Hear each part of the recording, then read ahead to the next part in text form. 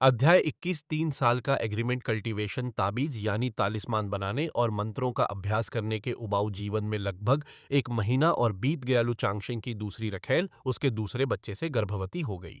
इसी दौरान उसके 9वें बच्चे का जन्म हुआ। इस बच्चे में भी स्पिरिचुअल रूट की कोई धड़कन नहीं थी, जिसका मतलब था कि उसके पास कोई स्पिरिचुअल रूट नहीं था।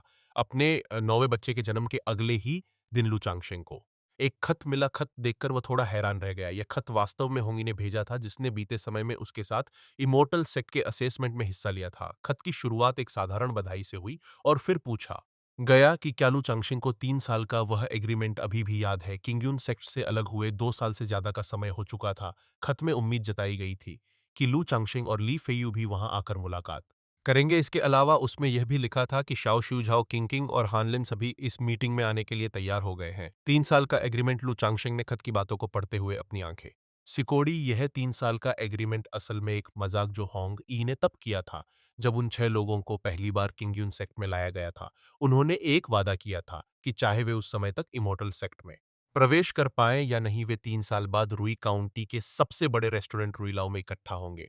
अगर होंगी का खत ना आता तो लू चांगशेंग को यह बात बिल्कुल याद नहीं रहती और वह इसे सिर्फ एक मजाक ही समझते। पर अचानक होंग यी ने खत लिखकर इस बात की याद दिला दी थी। उसमें यह भी बताया गया था कि शाओ श्यू झाओ किंग किंग और हानलिन सभी आ रहे हैं। अभी भी लगभग 6 महीने बचे हैं। क्या हमें जाना चाहिए या नहीं? लू चांगशेंग ने मन में सोचा। किंगजू माउंटेन के रास्ते में चेन परिवार के हमले ने उसके मन में एक गहरा डर पैदा कर दिया था। जैसे उपन्यासों की वेबसाइट तुक्सू ओआरजी पर कहानियां होती हैं, वैसे ही कल्टीवेशन की इस दुनिया को बहुत खतरनाक मानते हुए वह लू परिवार को आसानी से छोड़कर नहीं जाना चाहता था। लेकिन जब उसने सुना कि शाओ शियू झाओ किंग किंग और हान लिन भी इस मीटिंग में शामिल हो रहे हैं, तो उसने जाने के बारे में सोचना शुरू कर दिया कि जितने ज्यादा दोस्त होंगे उतने ही ज्यादा रास्ते खुलेंगे। वे तीनों किंगयुन सेक्ट के चेले हैं और अगर यह रिश्ता बना रहा तो भविष्य में उसके लिए काफी मददगार और फायदेमंद हो सकता है। हालांकि वह शाओ शियू और झाओ किंग किंग के करीब नहीं था, पर उस समय हानलिन के साथ उसके रिश्ते काफी अच्छे थे। इस यात्रा के दौरान मैं उन सभी तालिस्मान को भी बेच सकता हूँ जो मैंने इन सालों में जमा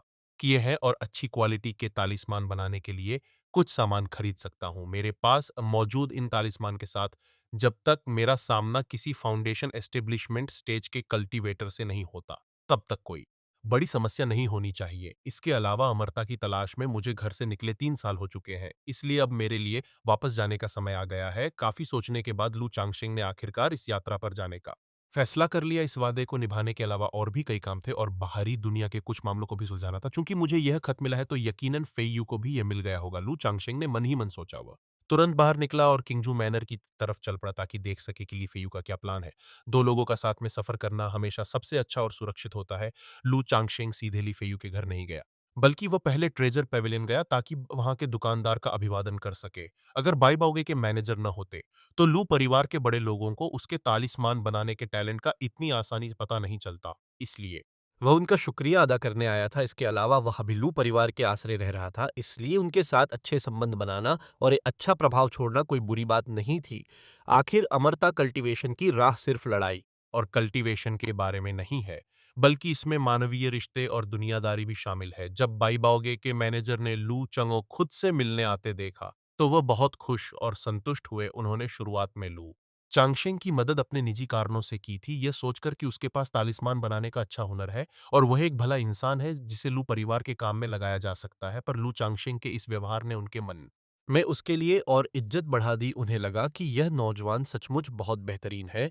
इसके बाद लू चांगशेंग ने बाईबाओगे से शरीर को मजबूत बनाने और ताकत देने वाली कुछ जड़ी बूटियां तोहफे के रूप में खरीदी और उन्हें ली फेयू के घर ले गया। अब उसे हर महीने 10 स्पिरिट स्टोन्स मिलते थे, जबकि ली फेयू को अभी भी सिर्फ 2 ही मिलते थे। उसने ली फेयू की सीधे मदद करने की कोशिश की थी, लेकिन उसने मना कर दिया था और वह ऐसा कर भी नहीं सकता था। इस बात को अलग भी रख दें कि वह खुद बहुत अमीर नहीं था, तो भी ऐसा करने से उनके रिश्ते खराब हो सकते थे। ऐसे में घर जाते समय कुछ लेकर जाना सबसे सही तरीका था और अपना सामान लेकर लू चांगशेंग ली फेयू के घर पहुंच गया। तुम यहाँ आ गए, पर यह सब लाने की क्या जरूरत थी? ली फेयू लू चांगशेंग को देखकर काफी है और खुश हुआ। ऐसा नहीं है कि हम पहली बार मिल रहे हैं, पर जब भी आए तो कुछ लाना सामान्य बात है। और भाभी अगले 2 महीनों में बच्चे को जन्म देने वाली हैं, इसलिए यह सब उनके शरीर को ताकत देने के लिए है। लू चांगशेंग ने सहजता से कहा।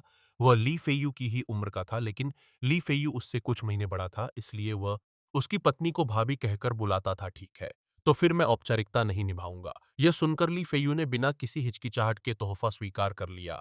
तुम्हें भी होंग यी का खत मिला है ना? हॉल में पहुंचते ही ली फेयू ने चाय बनाई और लू चांगशिंग के आने का मकसद भांपते हुए कहा, हाँ मुझे मिल गया है, मैंने खत देखा और सोचा कि चूंकि हानलिन और बाकी सब जा रहे हैं तो मुझे भी मिलकर आना चाहिए। इसके अलावा मैं लंबे समय से घर से दूर हूं तो मुझे वापस जाकर पुरानी चीजों को सुलझाना है।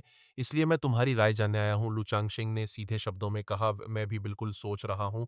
ली फेयू ने सिर हिलाया, ठीक है, तो फिर हम साथ चलेंगे। अभी 6 महीने बाकी हैं, इसलिए हम लगभग 1 महीना पहले निकल सकते हैं, क्योंकि किंगझू माउंटेन से रुई काउंटी का सफर काफी लंबा है। लू चांगशेंग ने कहा, कोई बात नहीं, मुझे आमतौर पर कोई खास काम नहीं रहता। तुम जिस दिन निकलोगे मुझे आकर बुला लेना, ली फेयू ने कहा। दोनों ने कुछ देर बातचीत की और लू चांगशेंग ने ली फेयू के घर दोपहर का खाना खाया और फिर वहां से चला गया। समय तेजी से बीत गया और आधा महीना और गुजर गया। इसी दिन लू चांगशेंग के 10वें बच्चे का जन्म हुआ। वह बच्चा भी बिना किसी स्पिरिचुअल रूट के पैदा हुआ था।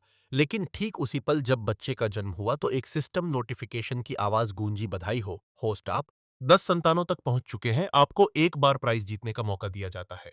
सचमुच सिस्टम की आवाज सुनकर लू चांगशेंग खुशी से झूम उठा और मन में सोचने लगा कि जैसा मैंने सोचा था बिल्कुल वैसा ही हुआ। उसे शक था कि जब एक निश्चित संख्या के अचीवमेंट पूरे हो जाएंगे तो एक रिवॉर्ड मिलेगा। पहला नंबर 1 था और दूसरा नंबर बहुत हद तक 10 होने की उम्मीद थी। वह सोचने लगा कि क्या अगला नंबर 20-50 या फिर सीधे 100 होगा। लू चांगशिंग ने खुद से विचार किया। ज्यादा न सोचते हुए लू चांगशिंग बच्चे को देखने गया। वह एक बहुत ही प्यारी सी लड़की थी। अपनी पत्नियों, रखेलों और बच्चों से मिलने के बाद लू चांगशिंग अपनी चौथी लॉटरी ड्रा शुरू करने के लिए स्टडी रूम में लौट आया। सिस्टम में लॉटरी में हिस्सा लेना चाहता हूँ, लू चांगशिंग ने धीरे से कहा। तुरंत ही उसकी आंखों के सामने एक हल्के लाल रंग का वर्चुअल लॉटरी व्हील दिखाई देने लगा।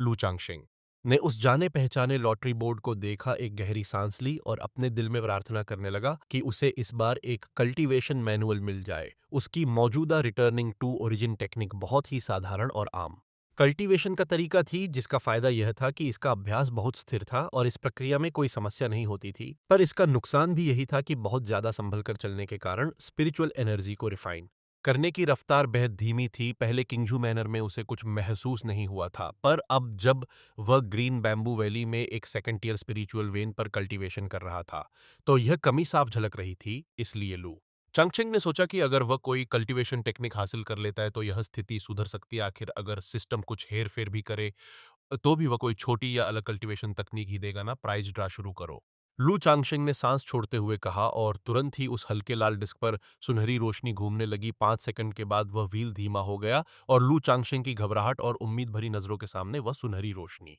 एक पेट बिस्ट पर जाकर रुक गई। अध्याय 22, द नाइन नीदर हाउंडिंग। बधाई हो होस्ट, आपने एक नाइन नीदर हाउंड का बच्चा हासिल किया है। यह इनाम आपके सिस्टम स्पेस में भेज दिया गया है, जिसे आप किसी भी समय देख सकते है। सिस्टम की आवाज के साथ ही उस विशाल घूमते पहिए पर भेड़िया या कुत्ते जैसा दिखने वाला एक छोटा काले रंग का जीव आ गया। नाइन नीदर मास्टिफ का बच्चा। यह सुनकर लू चांगशेंग पल भर के लिए रुका, फिर उसका चेहरा खुशी से खिल उठा। हालांकि यह वह कल्टीवेशन मेथड नहीं था जो वह सबसे ज्यादा चाहता था, पर उसे लगा कि यह पेट भी काफी बढ़िया है। आखिर जिस किसी ने भी अपने पिछले जन्म में गेम खेले हैं, वह एक बेहतरीन बेबी की अहमियत अच्छी तरह समझता है। और कल्टीवेशन की इस दुनिया में भी लगभग ऐसा ही है। ताकत बढ़ाने और सफर में साथ देने के लिए एक अच्छे स्पिरिट पेट का होना लड़ाई और दूसरे मामलों में बहुत बड़ी मदद दे सकता है। हालांकि उसने नाइन नीदर हाउंड का नाम पहले कभी नहीं सुना था और उसे यही भी नहीं पता कि यह डेमन बीस्ट किस रैंक का है। पर पिछले 3 नतीजों के बाद लू चांगशेंग को सिस्टम पर भरोसा होने लगा था। वह जानता था कि सिस्टम से मिली चीजें भले ही कभी कभी काम की ना के लगे, पर वे कभी भी बेकार या कचरा नहीं होंगी। लू चांगशेंग ने मन ही मन सोचते हुए सिस्टम स्पेस में मौजूद नाइन नीदर हाउंड को देखा तो तुरंत ही उसकी जानकारी सामने आ गई। राक्षस नाइन नीदर हाउंड विवरण: यह एक प्राचीन, दुर्लभ और खूंखार बीस्ट है जिसके पास मिड ग्रेड हेवनली रैंक का ब्लड लाइन है।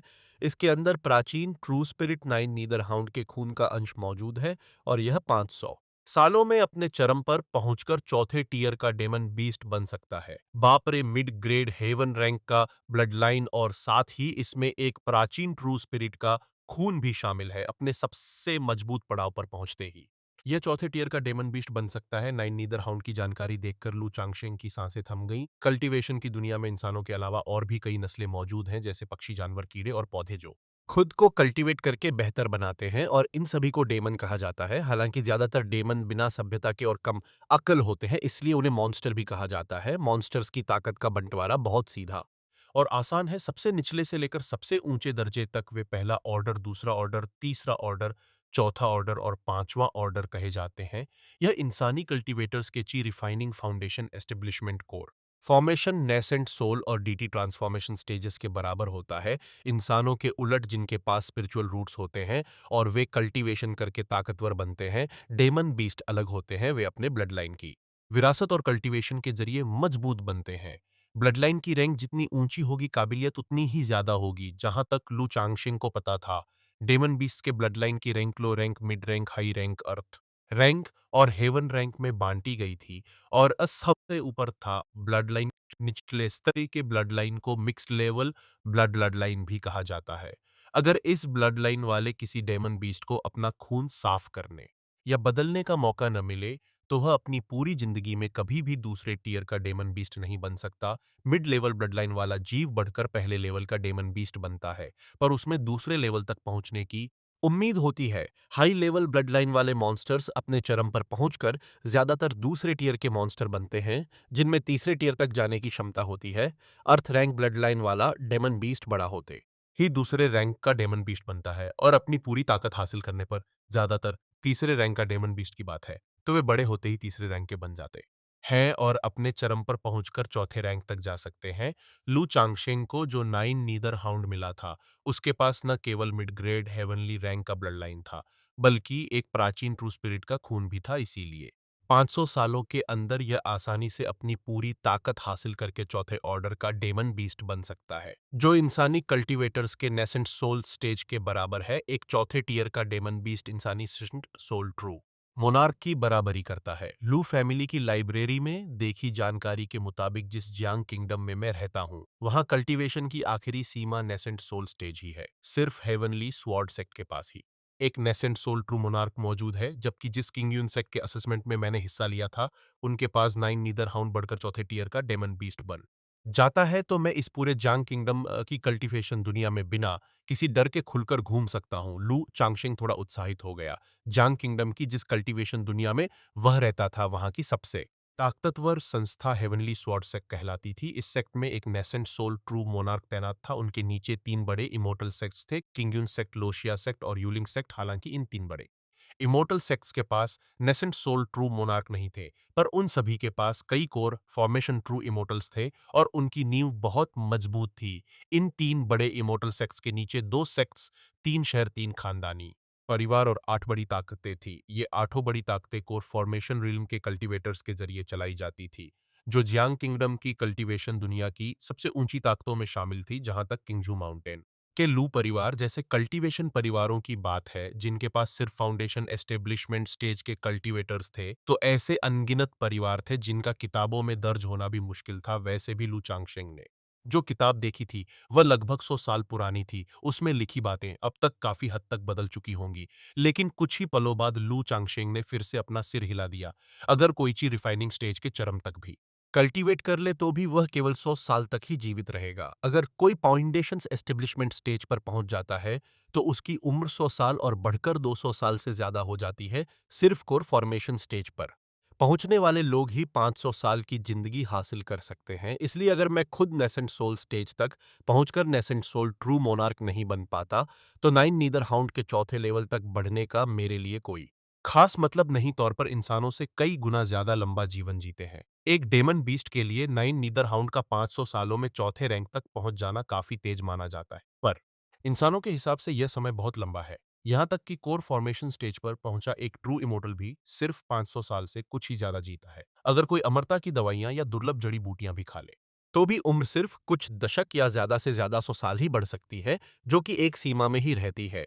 सिर्फ नेसेंट सोल स्टेज पर पहुंचकर ही कोई 1000 साल से ज्यादा जी सकता है। अगर इसका सबसे मजबूत पड़ाव 500 साल का है, तो 2 या 300 सालों में इसका बड़ा होना कोई बड़ी बात नहीं है। एक वयस्क बीस्ट कोर फॉर्मेशन स्टेज पर तीसरे टियर का डेमन बीस्ट होना चाहिए, इसलिए लगभग 100 सालों में इसके दूसरे टियर का डेमन बीस्ट बनने में कोई परेशानी नहीं होनी चाहिए। इस तरह से यह काफ़ी अच्छा लग रहा है। इसके अलावा कल्टीवेशन की दुनिया में जानवरों को पालने और वश में करने के कई तरीके मौजूद हैं, जो उनकी बढ़त को काफ़ी तेज कर सकते हैं। लू चांगशिंग ने अपने होंठ सुखाते हुए मन में सोचा, किसी भी मॉन्स्टर का विकास 4 चरणों में बंटा होता है।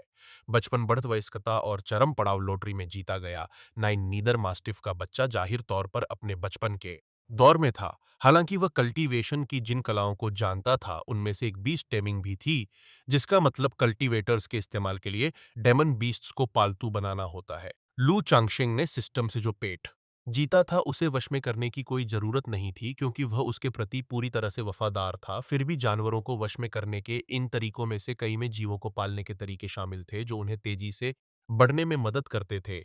लू चांगशेंग की जानकारी के मुताबिक 3 बड़े इमोर्टल सेक्ट्स में से एक यूलिंग सेक्ट स्पिरिट बीस्ट्स को पालने के लिए मशहूर था, और उस सेक्ट का हर चेला एक स्पिरिट पेट को पालकर काबू में रखता था। अभी कोई जल्दबाजी नहीं है। अगर आगे स्पिरिट बीस्ट को पालने का कोई तरीका मिल जाता है, तो हम उस पर बाद में गौर कर सकते हैं। फिलहाल हम इसे आम तरीके से ही पालेंगे।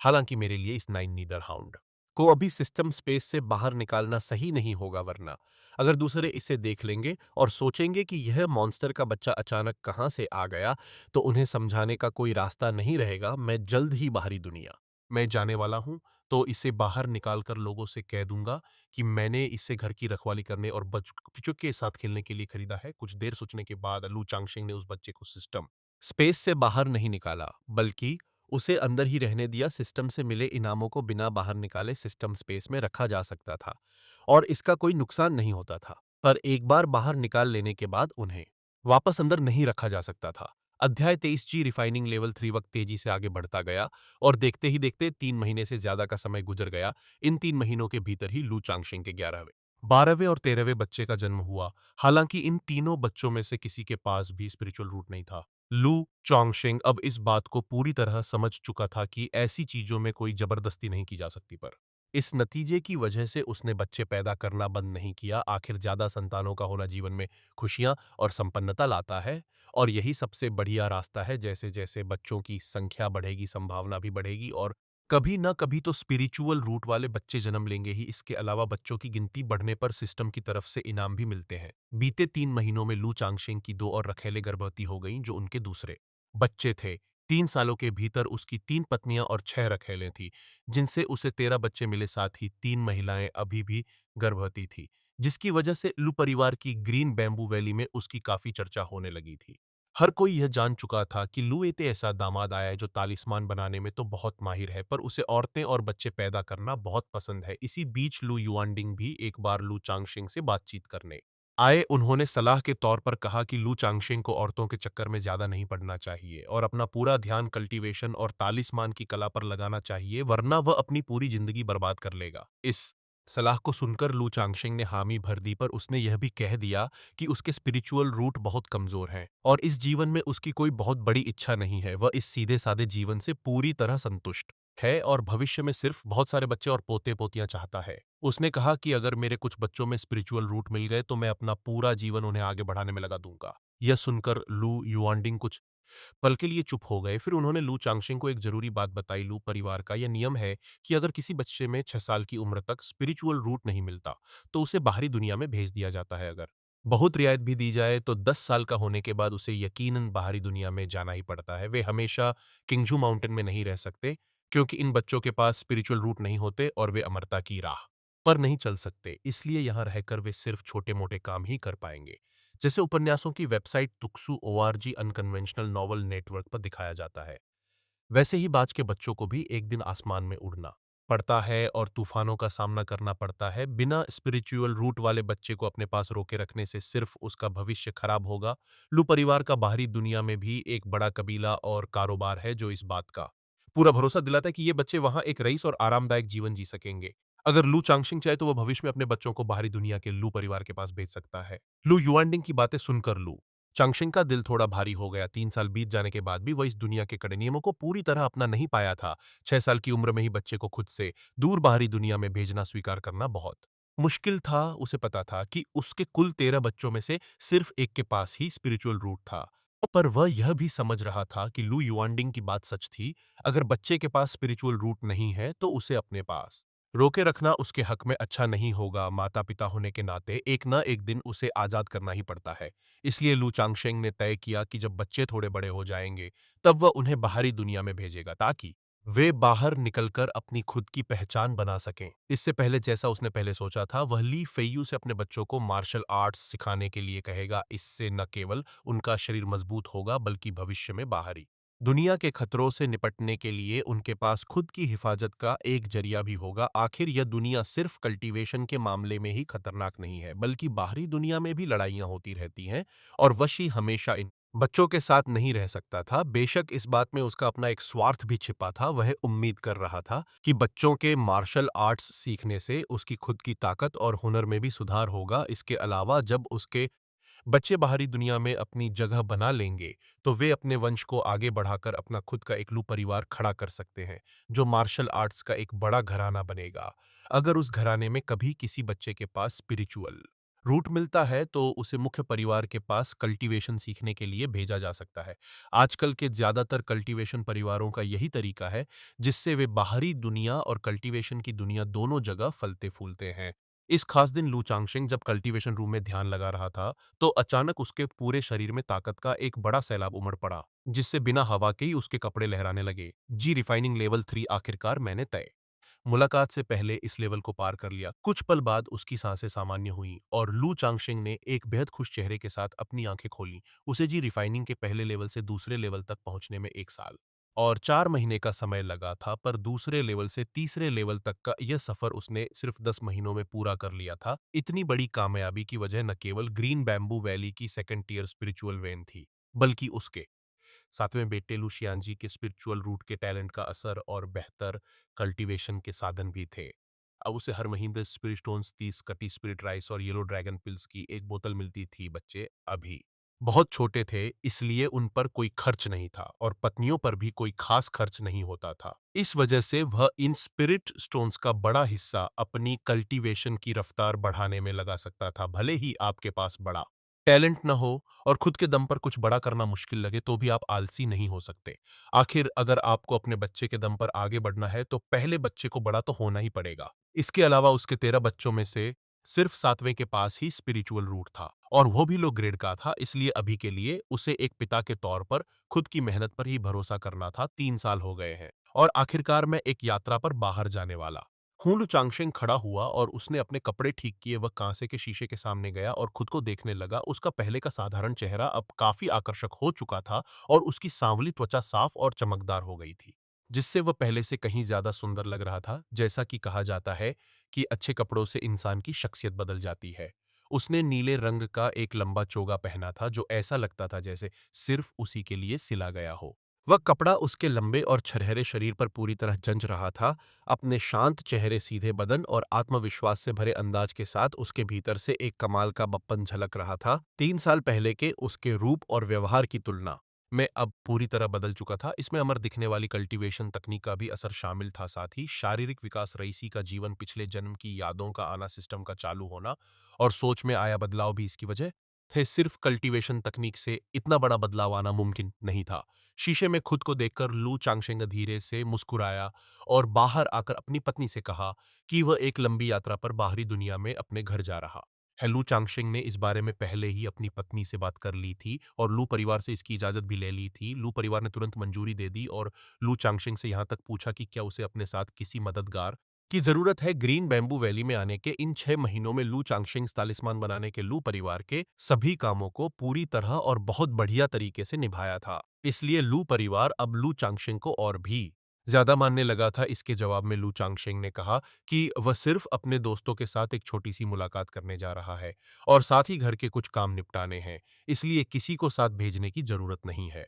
हालांकि किसी के साथ होने से सुरक्षा रहती है, पर इससे आजादी छिन जाती है और बहुत असुविधा होती है। लू परिवार ने उस पर कोई दबाव नहीं डाला। उन्होंने उसे एक संदेश भेजने वाला तालिस्मान दिया और सफर में सावधान रहने को कहा। कपड़ों के भीतर पहले से तैयार स्टोरेज बैग को अच्छे से रखने के बाद लू चाशिंगशिंग किंगजू मैनर पहुंचा और ली फेयू का दरवाजा खटखटाया। मुझे लगा कि कोई बात हो गई है और तुम अब नहीं जा रहे। ली फेयू ने बच्चे को गोद में लिए हुए आंगन का दरवाजा खोला और लू चांगशेंग को देखकर मुस्कुराया। उसका बच्चा अभी सिर्फ 3 महीने का था और वह एक लड़की थी, मैं बस एक लेवल पार करने ही वाला था। इसलिए इस चक्कर में थोड़ी देर हो गई। लू चांगशेंग ने कहा, क्या तुमने जी रिफाइनिंग का तीसरा लेवल पार कर लिया है? यह सुनते ही ली फेयू के चेहरे पर हैरानी के भाव आ गए। इस दौरान लू चांगशेंग ने मैजिक का अभ्यास करना बंद नहीं किया था। वह सभी बुनियादी मंत्रों जैसे फायरबॉल कंट्रोल, ऑब्जेक्ट मैनिपुलेशन जी, कंसिलमेंट हेवनली आई और साउंड ट्रांसमिशन में पूरी तरह माहिर हो चुका था। तालिस्मान बनाने की तरह ही एक बार जब आप बुनियादी चीजें सीख जाते हैं तो बाकी सब बहुत आसान हो जाता है। इस समय लू चांगशेंग ने अपनी स्पिरिचुअल एनर्जी को थोड़ा छुपाने के लिए जी कंसलिंग तकनीक का इस्तेमाल किया था, इसलिए ली फेयू को यह पता नहीं चला कि लू चांगशेंग ने अभी जी रिफाइनिंग का तीसरा लेवल हासिल किया है। हाँ, इसीलिए मुझे यह कामयाबी मिली। लू चांगशेंग ने सिर हिलाया, कमाल है, तुम पहले ही जी रिफाइनिंग के तीसरे लेवल पर पहुंच चुके हो। तुम्हारी कल्टीवेशन की रफ्तार तो अब एक मिड ग्रेड स्पिरिचुअल रूट वाले के बराबर पहुंच रही है। ली फेयू अपना सिर हिलाकर आए भरने से खुद को रोक नहीं पाया। वह जी रिफाइनिंग के पहले और दूसरे दोनों लेवल में लू चांगशेंग से बहुत आगे था, पर अब जब वह खुद जी रिफाइनिंग के दूसरे लेवल के चरम पर ही अटका हुआ था, लू चांगशेंग सीधे उससे आगे निकल गया और उससे भी तेजी से तीसरे लेवल पर पहुंच गया। इस बात ने उसे हैरानी और थोड़े से संकोच से भस दिया। अरे, यह सब तो बस बाहरी चीजों और मदद की वजह से हुआ है कि मैं आगे बढ़ पाया। जी रिफाइनिंग के तीसरे लेवल वाले इंसान के लिए चौथे लेवल पर पहुंचना बहुत मुश्किल होता है। लू चांगशेंग ने अपना हाथ हिलाते हुए कहा, अपने परिवार के लोग अपनी असलियत अच्छे से जानते हैं। अगर उसे हर महीने येलो ड्रैगन पिल की एक बोतल न मिलती और वह अपने सारे स्पिरिट स्टोन्स का इस्तेमाल अच्छी सब्जियां, चाय और मॉन्स्टर का मीट खरीदने में न करता, तो वह इतनी जल्दी यह लेवल कैसे पार कर पाता? उसे कल्टीवेशन में कम 1.5 साल का समय और लगता। इसके अलावा जी रिफाइनिंग के 9 लेवल में से पहले 3 लेवल थोड़े ज्यादा समय और मेहनत से आसानी से हासिल हो जाते हैं। असली मुश्किल तो जी रिफाइनिंग के तीसरे लेवल से चौथे लेवल पर जाने में होती है। जी रिफाइनिंग के शुरुआती और बीच के दौर के बीच एक बड़ी रुकावट आती है। किसी का स्पिरिचुअल रूट जितना कमजोर होगा, उस रुकावट को पार करना उतना ही मुश्किल होगा। मुझे पूरा भरोसा है कि तुम्हारे लिए यह कोई बड़ी बात नहीं होगी। क्या हम अब निकले? ली फेयू ने उस बात को ज्यादा न बढ़ाते हुए सीधे पूछा, मुझे लगता है कि तुम कभी भी निकलने के लिए तैयार हो। क्या तुम्हें अभी कुछ और तैयारी करनी है? लू चांगशेंग ने कहा, मैंने अपना सारा सामान पहले ही समेट लिया है। फेयू ने कहा, और बच्चे को पिछले हाथे में ले जाकर अपनी नई रखेल को सौंप दिया और फिर लू चांगशेंग के साथ बाहर निकल गया। अध्याय 24 रुई काउंटी की ओर सफर। लू चांगशेंग और ली फेयू ने सबसे पहले अंकल फू से 2 स्पिरिट घोड़े किराए पर लिए और एक नक्शा हासिल किया, वरना उन दोनों के लिए रुई काउंटी तक पहुंचना एक बड़ी समस्या बन जाता। यह स्पिरिट घोड़ा बिल्कुल वैसा ही था जिस पर बैठकर वे पहली बार किंगझू माउंटेन आए थे। जहां तक नक्शे की बात है तो वह जियांग किंगडम का नक्शा था। जियांग किंगडम एक बहुत बड़ा इलाका था जिसमें 9 प्रांत आते थे। हर प्रांत के अंदर 9 प्रेफेक्टुरे होते थे। हर प्रेफेक्टुरे के तहत 9 काउंटी आती थी और हर काउंटी में कई गांव बसे थे। हालांकि किंगझू माउंटेन जैसी स्पिरिचुअल जमीनें जियांग किंगडम के सीधे अधिकार में नहीं आती थी, फिर भी उन्हें जियांग किंगडम के इलाके के भीतर ही माना जाता था। लू चांगशेंग और ली फेयू किंगजू प्रांत के अधिकार में आने वाली एक बड़ी काउंटी रुई काउंटी की तरफ जा रहे थे। लू चांगशेंग का अपना घर भी रुई काउंटी में ही था। वह रुई काउंटी के नान्यू प्रेफेक्टुरे और किंगहे काउंटी के तहत आने वाला एक छोटा सा पहाड़ी गांव था। नक्शे को अच्छे से देखने और आम रास्ते को समझने के बाद दोनों अपने स्पिरिट घोड़ों पर सवार होकर निकल पड़े। देखते ही देखते 3 साल बीत गए। किंगजू माउंटेन से बाहर निकलने के बाद ली फेयू ने बाहरी दुनिया के एक मार्शल आर्ट्स हीरो और युवा मास्टर से एक कल्टीवेटर के दामाद बनने के अपने इस बदलाव पर विचार किया और वह काफी भावुक हो गया। हाँ, 3 साल हो चुके हैं। मैं सोच रहा हूँ कि होंगी और हान इस समय कैसे होंगे। लू चांगशेंग का दिल भी थोड़ा भर आया। उसने याद किया कि कैसे 3 साल पहले अमरता सेक्ट के असेसमेंट के दौरान उसकी पुरानी यादें ताजा हुई थी और फिर वह लू परिवार का दामाद बन गया। कुल मिलाकर लू चांगशेंग बीते 3 सालों में अपनी तरक्की से काफी संतुष्ट था। होंग यी रुई मार्क्विस के महल से आता है। उसके पास उस समय भी जी रिफाइनिंग के तीसरे लेवल की ताकत थी और अब तक उसने यकीनन जी रिफाइनिंग का चौथा लेवल पार कर लिया होगा। जैसे उपन्यासों की वेबसाइट तुक्सू ओआरजी अनकन्वेंशनल नॉवल नेटवर्क पर कहानियां होती हैं, वैसे ही जहां तक हान लिन और झाओ किंग की बात है, वे किंगयुन सेक्ट में कल्टीवेशन कर रहे हैं और वे शायद जी रिफाइनिंग के तीसरे या चौथे लेवल पर होंगे।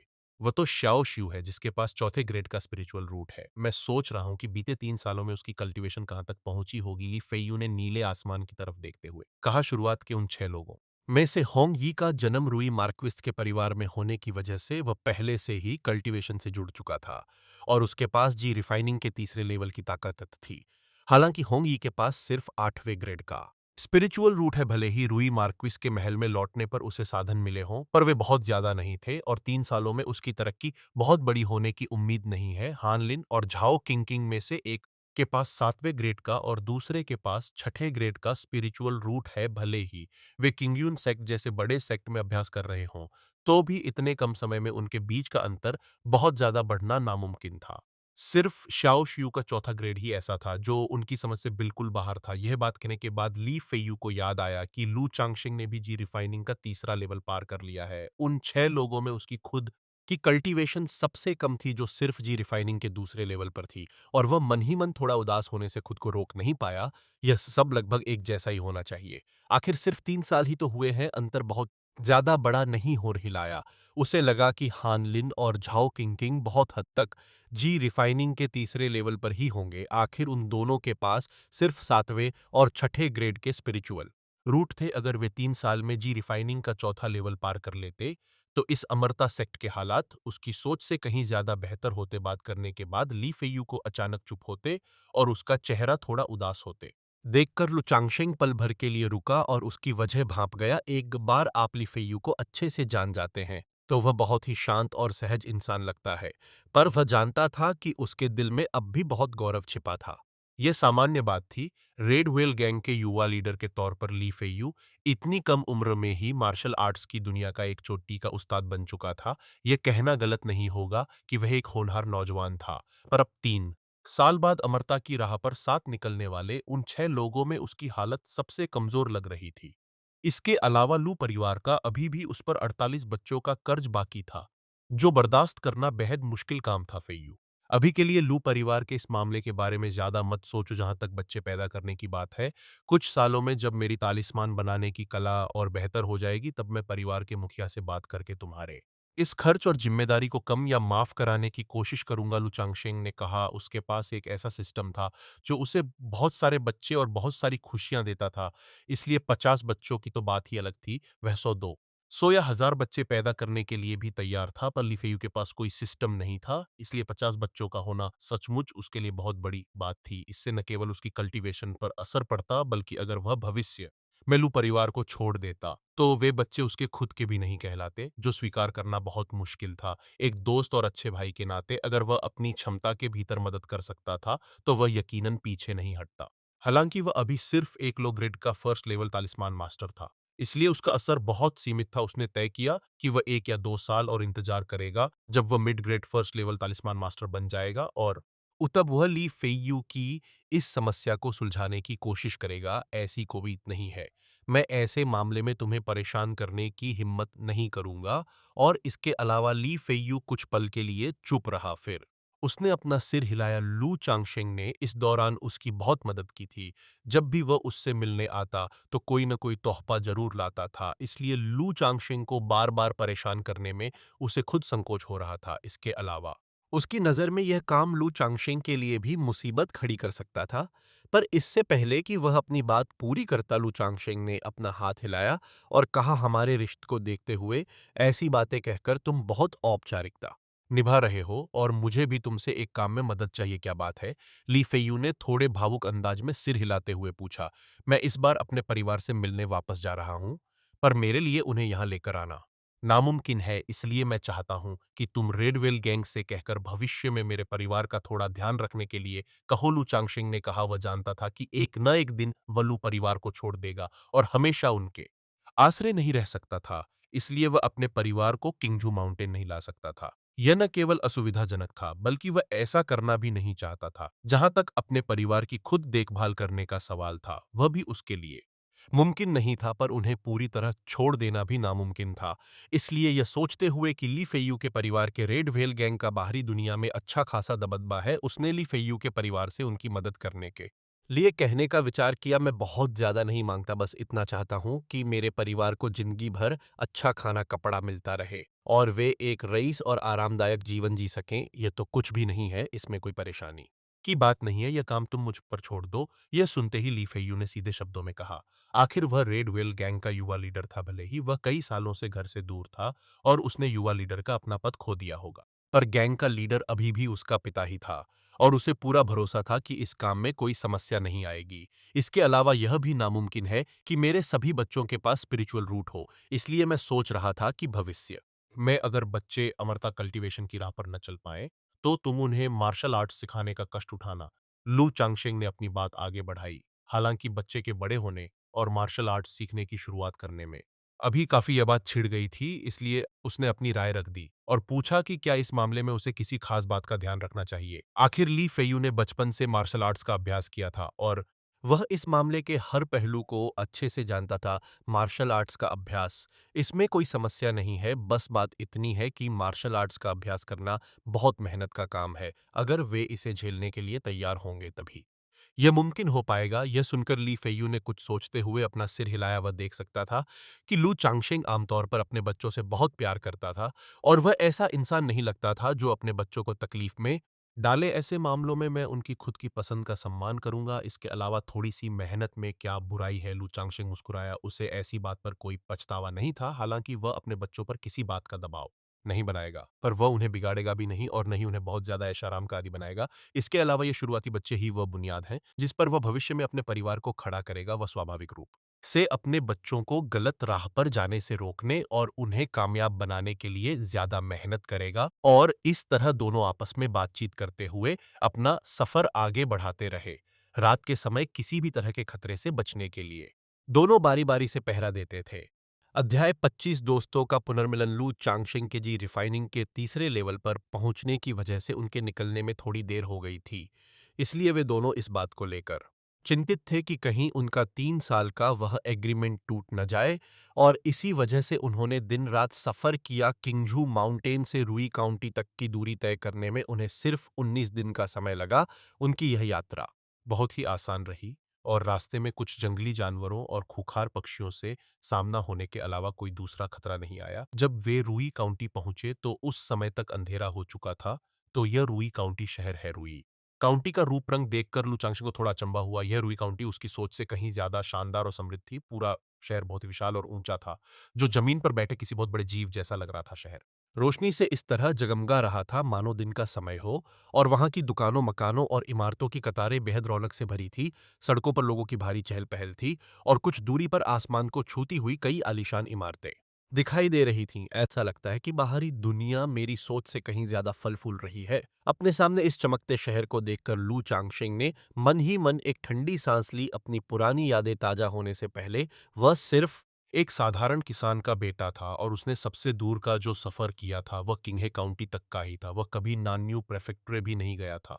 तो रुई काउंटी पहुंचना तो बहुत दूर की बात थी। इसका मतलब यह भी था कि उसे बाहरी दुनिया के इन बड़े शहरों के बारे में ज्यादा जानकारी नहीं थी। इस वजह से उसे ऐसा लग रहा था मानो रुई काउंटी शंघाई का कोई बाहरी इलाका हो। शहर के भीतर जाने के बाद दोनों ने रास्ता पूछा और वे रुई टावर पहुंच गए। 10 झांग से भी ज्यादा ऊंचे इस रुई टावर ने रुई काउंटी के सबसे बड़े रेस्टोरेंट होने के अपने नाम को सचमुच सही साबित किया। इमारत के सामने एक कीमती जेड रुई लटका हुआ था जिस पर रुई लाऊ के 3 बड़े अक्षर खुदे थे जो उसे बहुत कीमती रूप दे रहे थे। चारों कोनों की छतों से बड़े बड़े लाल लालटेन लटके थे और दीवारों पर सुंदर औरतों और प्राकृतिक नजारों की चमकती हुई पेंटिंग्स बनी हुई थी। ली फेयू ने आगे बढ़कर कहा कि वह होंग यी से मिलना चाहता है। वहां तैनात पहरेदार को पहले ही इस बात के निर्देश दिए चुके थे, इसलिए यह सुनते ही वह तुरंत अंदर खबर देने चला गया। कुछ ही देर में बढ़िया कपड़े पहने और लंबे कद का होंगी रुई टावर से बाहर निकल आया। भाईली भाईलू होंग यी ने बहुत ही गर्मजोशी से उन दोनों का स्वागत किया, पर जब उसने लू चेंगशेंग को देखा तो वह अपनी नजरें हटा नहीं पाया, मानो उसे उसकी पहचान को लेकर थोड़ा शक हो रहा हो। लू चांगशेंग का रूप और व्यवहार 3 साल पहले की तुलना में काफी बदल चुका था। भाई होंगई, क्या तुमने मुझे पहचाना नहीं? सामने वाले का ऐसा रूप देखकर लू चांगशेंग ने भी मजाक में कहा। अगर भाई ली तो मैं सचमुच एक पल के लिए भाई लू के इस बदलाव को देखकर यकीन नहीं कर पाता हूँ। यी ने मुस्कुराते हुए अपना सिर हिलाया। वह 3 साल पहले की तुलना में अब कहीं ज्यादा उत्साही और खुले दिल का लग रहा था। मैं जब भी इससे मिलता हूं तो मुझे लगता है कि यह बहुत बदल चुका है। फिर तुम्हारी बात तो अलग ही है, क्योंकि तुम लोग इतने लंबे समय बाद मिल रहे हो। ली फेयू ने अपनी बात रखी। वह हर कुछ महीनों में लू चांगशेंग से मिलकर बातचीत करता रहता था, पर उस समय उसे कुछ अलग महसूस नहीं हुआ। लेकिन जब उसने पुरानी बातों को याद किया तो उसे लगा कि लू चांगशेंग के भीतर यकीनन कोई बड़ा बदलाव आया है। सचमुच भाई लू, ऐसा क्या हुआ? तुम्हारे भीतर इतना बड़ा बदलाव आ गया। दूसरी तरफ भाई ली में कोई खास बदलाव नहीं दिख रहा। होंग यी ने सिर हिलाया और अपनी बात आगे बढ़ाते हुए कहा, यह सब बातचीत रास्ते पर खड़े होकर करने की नहीं है। मैंने पहले ही रुई टावर में कमरे और एक खास केबिन बुक कर लिया है। भाई ली और भाईलू, तुम दोनों बहुत लंबा सफर तय करके आए हो, इसलिए मैं तुम्हें ऊपर ले जाकर तुम्हारा अच्छे से स्वागत करूंगा। शाओ, शियू, झाओ, किंग किंग और हान लिन अभी तक यहाँ नहीं पहुंचे हैं, पर वे अगले 1 या 2 दिनों में यकीनन आ जाएंगे बातचीत करते हुए होंगे। ये उन दोनों को रुई बिल्डिंग के भीतर ले गया। अंदर का नजारा बहुत ही आलीशान था, जहाँ की नक्काशीदार दीवारों और छतों के बीच एक घुमावदार सीढ़ी बनी हुई थी। वे तीनों सीढ़ियों से होते हुए 9वीं मंजिल के एक बेहद सुंदर कमरे में पहुंचे, जहां की खिड़की से बाहर का रात का नजारा साफ दिखाई दे रहा था। भाई लू 3 साल बीत चुके हैं। किंगजू माउंटेन के लू परिवार में तुम दोनों का समय कैसा बीत रहा है? अपनी सीटों पर बैठने के बाद होंग यी ने बहुत ही उत्साह के साथ उन दोनों के लिए चाय पलटी और पूछा, सब कुछ ठीक ही है? ली फेयू ने सीधे शब्दों में कहा। उसे लगा कि उसके अपने हालातों के बारे में बताने के लिए कोई बहुत बड़ी बात नहीं थी। मैं बस जैसे जैसे अपना गुजारा कर रहा हूँ, लू चांगशेंग ने बहुत छोटे में जवाब दिया। अगर भाई ली यह बात कहते तो मैं स्वाभाविक रूप से इस पर भरोसा कर लेता, पर भाई लू तुम्हारी कही बात पर मुझे यकीन नहीं हो रहा। बीते कुछ सालों में मैं होंगी कई तरह के लोगों से मिल चुका हूँ, और मुझे लगता है कि मेरी नज़र काफ़ी पार की है। अगर मैं गलत नहीं हूं तो भाई लू ने जो कपड़े पहने हैं वह कल्टीवेटर्स का एक खास चोगा है। इसके अलावा अगर मैं भाई लू को पहले से नहीं जानता होता तो तुम्हारे इस रूप और रौब को देखकर मैं यकीनन यही समझता कि तुम किसी बड़े कल्टीवेशन परिवार के कोई रईस युवा मास्टर हो। इसलिए भाई लू तुम सच नहीं बता रहे और मुझे अपना दोस्त नहीं मान रहे होंगी हसनसा। और उसने थोड़े मजाकिया अंदाज में उदास होने का नाटक किया। हालांकि पहले उन तीनों के बीच कोई बहुत गहरी दोस्ती नहीं थी, पर होंगी के इन शब्दों ने उनके बीच की दूरी को बहुत कम कर दिया। मैंने सचमुच भाई होंग से कुछ नहीं छुपाया है। असल बात यह है कि लू परिवार के साथ रहते हुए मुझे अपने भीतर तालिस्मान बनाने के हुनर का पता चला और मैं एक तालिस्मान मास्टर बन गया। इसी वजह से मेरे रहन सहन के हालात थोड़े बेहतर हैं। लू चांगशेंग ने अपना सिर हिलाते हुए यह बात कही। वह यह सब किसी दिखावे के लिए नहीं कह रहा था, बल्कि ऐसी बातों को छुपाने की कोई जरूरत भी नहीं थी। वह इस मुलाकात में एक खास मकसद के साथ आया था। वह अमरता सेक्ट के इन तीनों चेलों शाओ शिउ झाओ किंग किंग और हान लिन के साथ अच्छी दोस्ती बनाना और उसे आगे भी कायम रखना चाहता था। पर किसी रिश्ते को बनाए रखने के लिए आपके पास खुद का भी कोई मजबूत आधार होना जरूरी है, वरना कोई कल्टीवेशन सेक्ट का चेला किसी आम परिवार के दामाद के साथ दोस्ती क्यों रखेगा? उसका मौजूदा फर्स्ट टीयर का तालिस्मान मास्टर होना ही उसकी वो खूबी थी जिसे वह सबके सामने ला सकता था। कमाल है, मुझे बिल्कुल उम्मीद नहीं थी कि भाई लू के पास ऐसा शानदार हुनर होगा सिर्फ 3 साल के छोटे से समय में। तुम सचमुच एक तालिस्मान मास्टर बन गए। मैं वाइन की जगह इस चाय के प्याले से भाई लू को बधाई देता हूँ।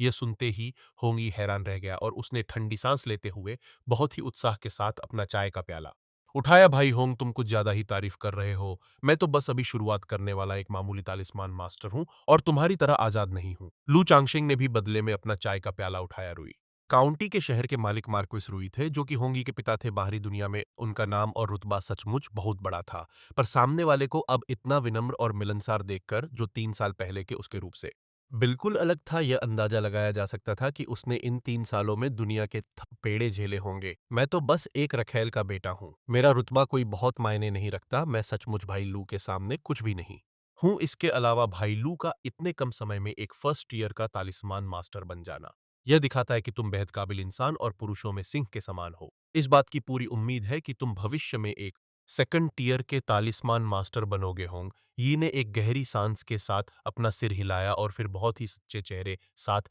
यह बात कही, भाई होंग तुम मुझे बहुत ज्यादा सम्मान दे रहे हो होंग। यी के इन शब्दों ने लू चांगशिंग को मन ही मन काफी सुकून दिया। उसकी यादों में 3 साल पहले के होंगी के भीतर एक अलग ही घमंड झलकता था। हालांकि वह उसके और हानलिन के सामने कोई कड़वी बात नहीं बोलता था और न ही कोई नुकसान पहुंचाता था, पर उसके तौर तरीकों से उनके प्रति एक छोटापन और खुद को ऊंचा दिखाने की भावना साफ महसूस होती थी। इसलिए उसके पहले और अब के व्यवहार में आया यह बड़ा बदलाव उसे एक संतुष्टि दे रहा था। बेशक वह होंगी के इस बदले रूप की वजह से खुद को ऊंचा दिखाने की कोशिश नहीं करने लगा और उससे बहुत ही तमीज से बातचीत करने लगा। होंग यी के माहौल को हल्का बनाने की वजह से वे तीनों धीरे धीरे एक दूसरे के और करीब आ गए और खुलकर बातें करने लगे। ऐसा लग रहा था मानो कई सालों बाद पुराने दोस्तों का कोई मिलन हो रहा हो। और इस तरह होंगी कि इस बढ़िया मेहमाननवाजी के बीच लू चांगशेंग और ली फेयू 3 दिनों तक रुई टावर में रुके रहे।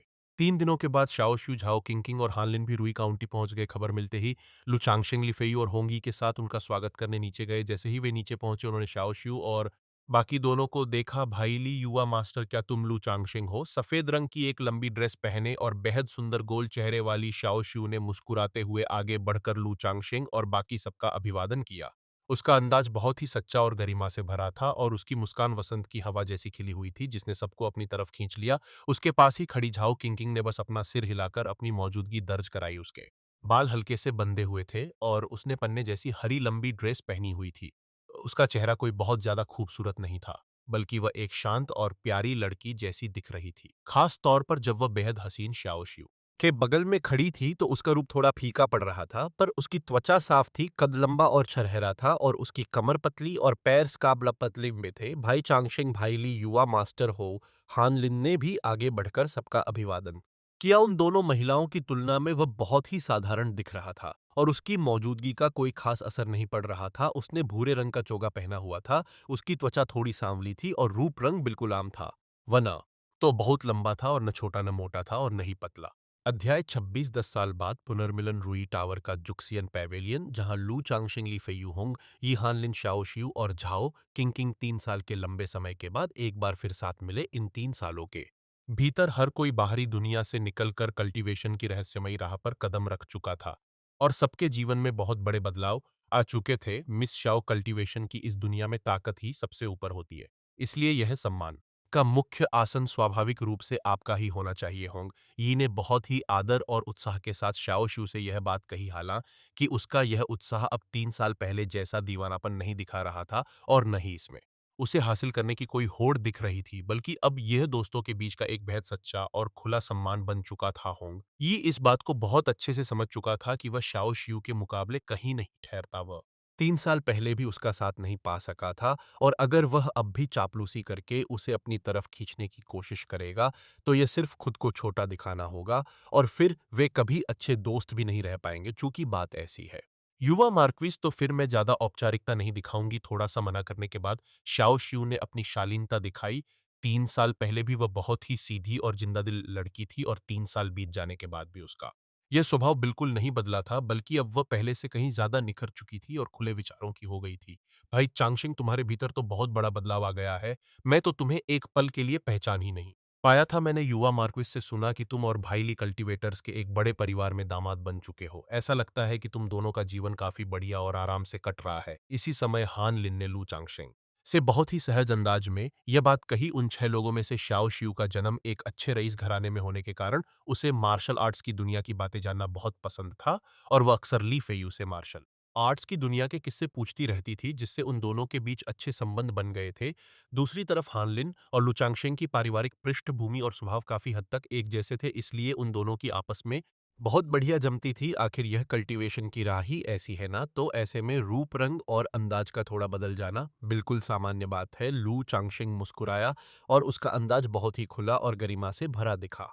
हालांकि उसके रूप में आया यह बड़ा बदलाव काफी हद तक उस अमर दिखने वाली कल्टीवेशन तकनीक की वजह से था, पर उस तकनीक की किताब के मुताबिक यह सब इंसान की अपनी मजबूत बुनियाद पर ही निर्भर करता है, इसलिए इसमें किसी तरह के संकोच या शर्म की कोई बात नहीं थी। यह कोई छोटा मोटा बदलाव नहीं है, बल्कि यह तो मेरी सोच और अनुभव से कहीं ज्यादा बड़ा बदलाव है। लोग कहते हैं कि लड़कियां बड़ी होने पर पूरी तरह बदल जाती हैं, पर क्या इसका मतलब यह भी है कि लड़के भी बड़े होने पर इतने ज्यादा बदल जाते हैं? शाओ शियू ने हल्के मजाक में कहा। वह 3 साल पहले भी काफी सुंदर थी और अब 3 साल बाद उसका रूप पूरी तरह खिल चुका था। उसका हसीन चेहरा किसी भी खूबसूरत फूल से कहीं ज्यादा चमकदार लग रहा था और उसकी जेड जैसी साफ त्वचा वसंत की खिली कलियों से भी ज्यादा सुंदर दिख रही थी। उसका हंसना और अपनी भवें सिकोड़ना किसी को भी अपना दीवाना बना सकता था, यहाँ तक कि लू चांगशिंग भी, जिसकी खुद की 9 पत्नियां और रखैलें थीं, उसकी तरफ कुछ पल ज्यादा देखने से खुद को रोक नहीं पाया। आखिर शाओ शियू न केवल बला की खूबसूरत थी, बल्कि उसके पास चौथे ग्रेड का एक मजबूत स्पिरिचुअल रूट भी था। अगर वह उसके बच्चों की मां बनती तो इस बात की बहुत ज्यादा उम्मीद थी कि बच्चे स्पिरिचुअल रूट के साथ जन्म लेते और उनके मिड ग्रेड स्पिरिचुअल रूट के होने की भी संभावना रहती, पर चौथे ग्रेड के स्पिरिचुअल रूट वाली किसी कल्टीवेशन सेक्ट की मुख्य चेला से यह उम्मीद रखना कि वह आपके बच्चे की मां बनेगी, यह बिल्कुल नामुमकिन जैसी बात थी और यह ऐसी इच्छा थी जिसे लंबे समय तक सिर्फ सपनों में ही सच माना जा सकता था।